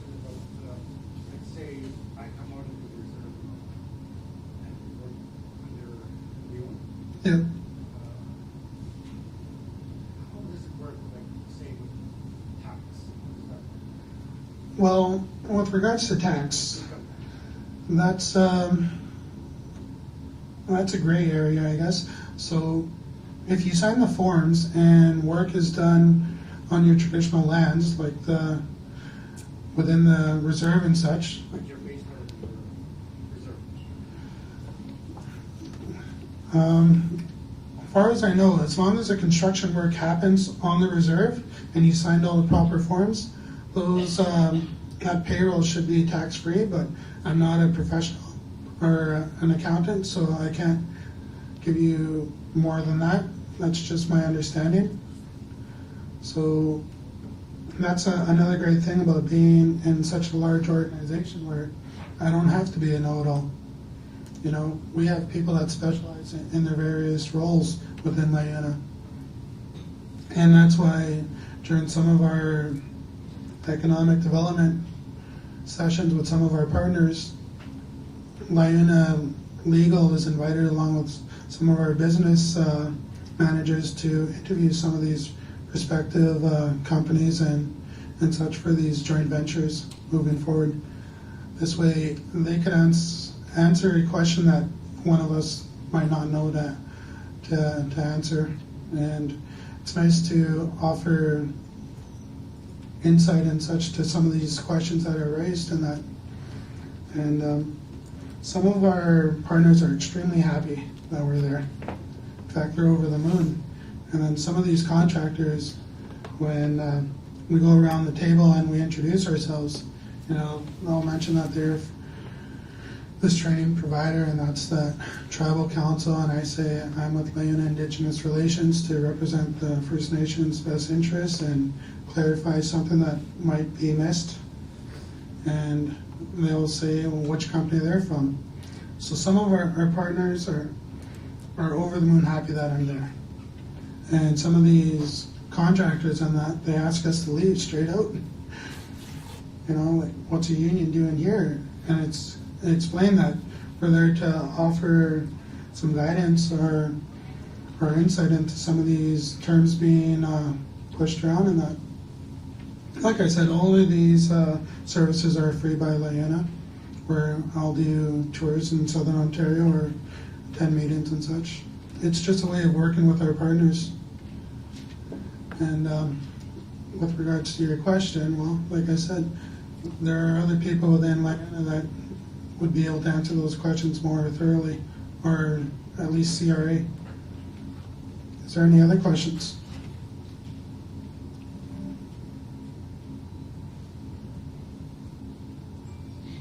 Well, Chimiwach then. Chimiwach Ziggy and Marianne, the board of SLAAMB for this invitation. And sorry, I'm nervous.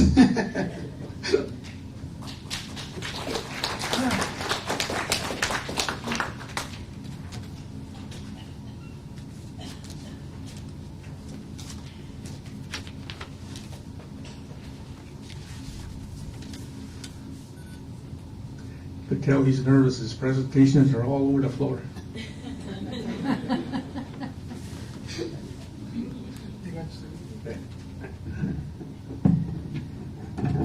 Yeah, I get nervous too when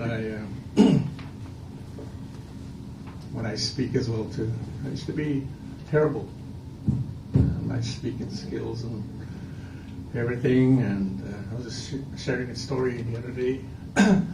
One of our staff members, and I used to be really scared to stand in front of people and to MC and to run a workshop. I remember, I guess we all fall in love sometime. So when I was young, there was this chick that I was interested in, and we were young that time, and I should toss and turn at night, you know. I said, how can I meet her? What would be the best pickup line? So finally I got it. I said, way back up north, they used to have these movies in these community halls. And so my plan was to pay rent to the movie. Okay. So I don't know if it was an old John Wayne movie or what, but but there was a movie at the community hall that day, and so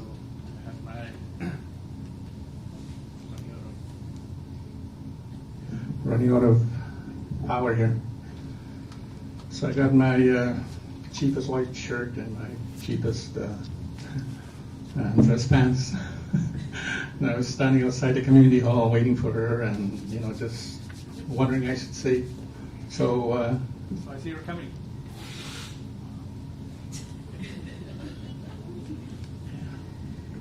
Boy, you might not hear my story.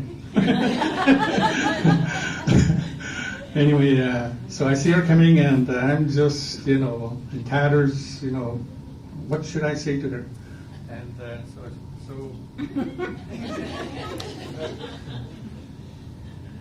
Wait, just a few more seconds. Anyway, so she's coming closer to the community center, and so I finally make my move. I go up to her and I say, Can you pay me into the movie?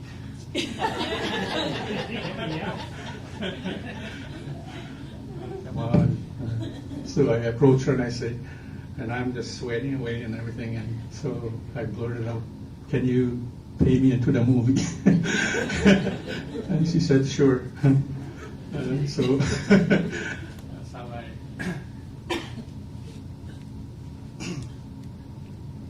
that's how that's how I ended up with her. So that's how I got confidence to speak in front of people. Okay. Okay, so it was a good first day, and it was a good first day, and we're almost ready to wrap up. So the bus will be here at 4:15 outside. It'll take you to local 607, where Shane works, and we want you to look at their training facility and their mobile unit that they have, and so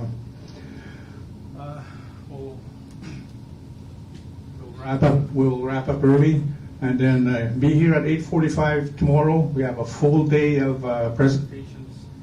As you'll see on your agenda, that we got quite a few good presenters tomorrow.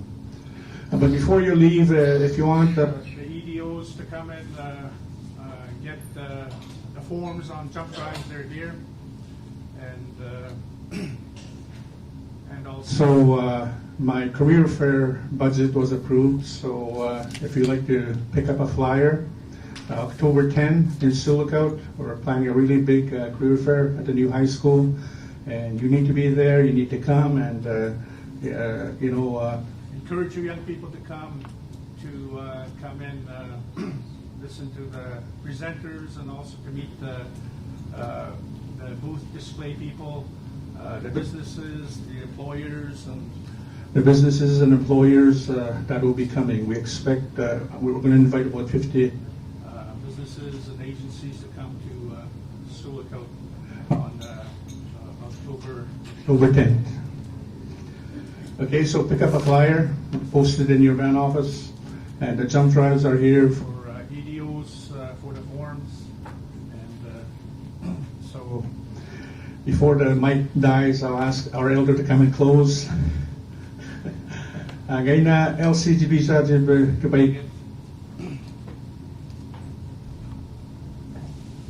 And so tomorrow morning, 8:45, we'll start early because we have a full day tomorrow.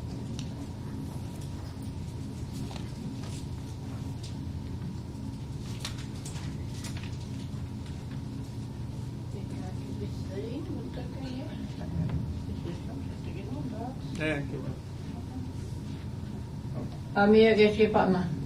Und sie sagt, na bitte ja, aber die Kacke geht doch und die Kacke bist in Schei. Es ist gemacht, dass du noch da bist. Meidän sekin no oikeakin varmasti no openkiskinen tarvitse. Ei kukaan mekään tuosin kaikki sen sauva. Nämä adventigeiman tokaksi ootsen no kun kaikki stoan oikeastaan tuotamaan kamaa toskaan katsoisin tikään. Minä taavon ensastaan goja on jo kaikki tuot voi katsoisin tikään teikannut kiinni. Keegi on kimen saapan oikeisin ikään. Oinen tuotan oinen ensastaan keltaafinnon on aina ravintamaan jossa kun on kaikki tuot. Oma kinki on maatisen aina hän isonnoin on keikuun katsoisin tikään teikannut. Vaan tuukin tasken keikun niin on nähty kun sen miku itsekin vaatiiskaan kaikkin on voinut on sitten maatisen otsikaata sikisin ikään. Visuaali sen miku inun kun käsitteen kun kaikki istuaan. Ismin käypiinen tämän minua joutumaan hoovan takiisesse. Ismi sekäisesse kanojuksi kentäsin pikku kiinnestämättä. Kiintämää kuumin siistek, peisikostek, vunstek, kenäkeikun asinojuksi kentäsin. Suokaan siiski tuon on kun oikein istuaan. Isminä sinä tämän minua joutumaan jouvan taiste. Käypittäisin tiki oot, käytäisin tiki oot. Visuaali miikasta se ikuiksi kenäkeikun käypikäisi minä kun en missään katsokaa peisikuvan. Minä käypikäsi missään minun jäi minun join. Niin on täällä niin voimaa troot. Käyvitsi matsia onkin toivon omaskin kuin on voitti paikat. Viipu kaikki isästi toikin nekee kunta tipstee kaupeisikin kunta patstees non kaikki onnasta voit. Oikeaan saikot omaskin. Isu ehkä tanskin nekee puumiikot se on siis tuon. Minä kenekee kun on johtamaan. Vaikka kanaatin isoin niin matsia. Amen. Amen.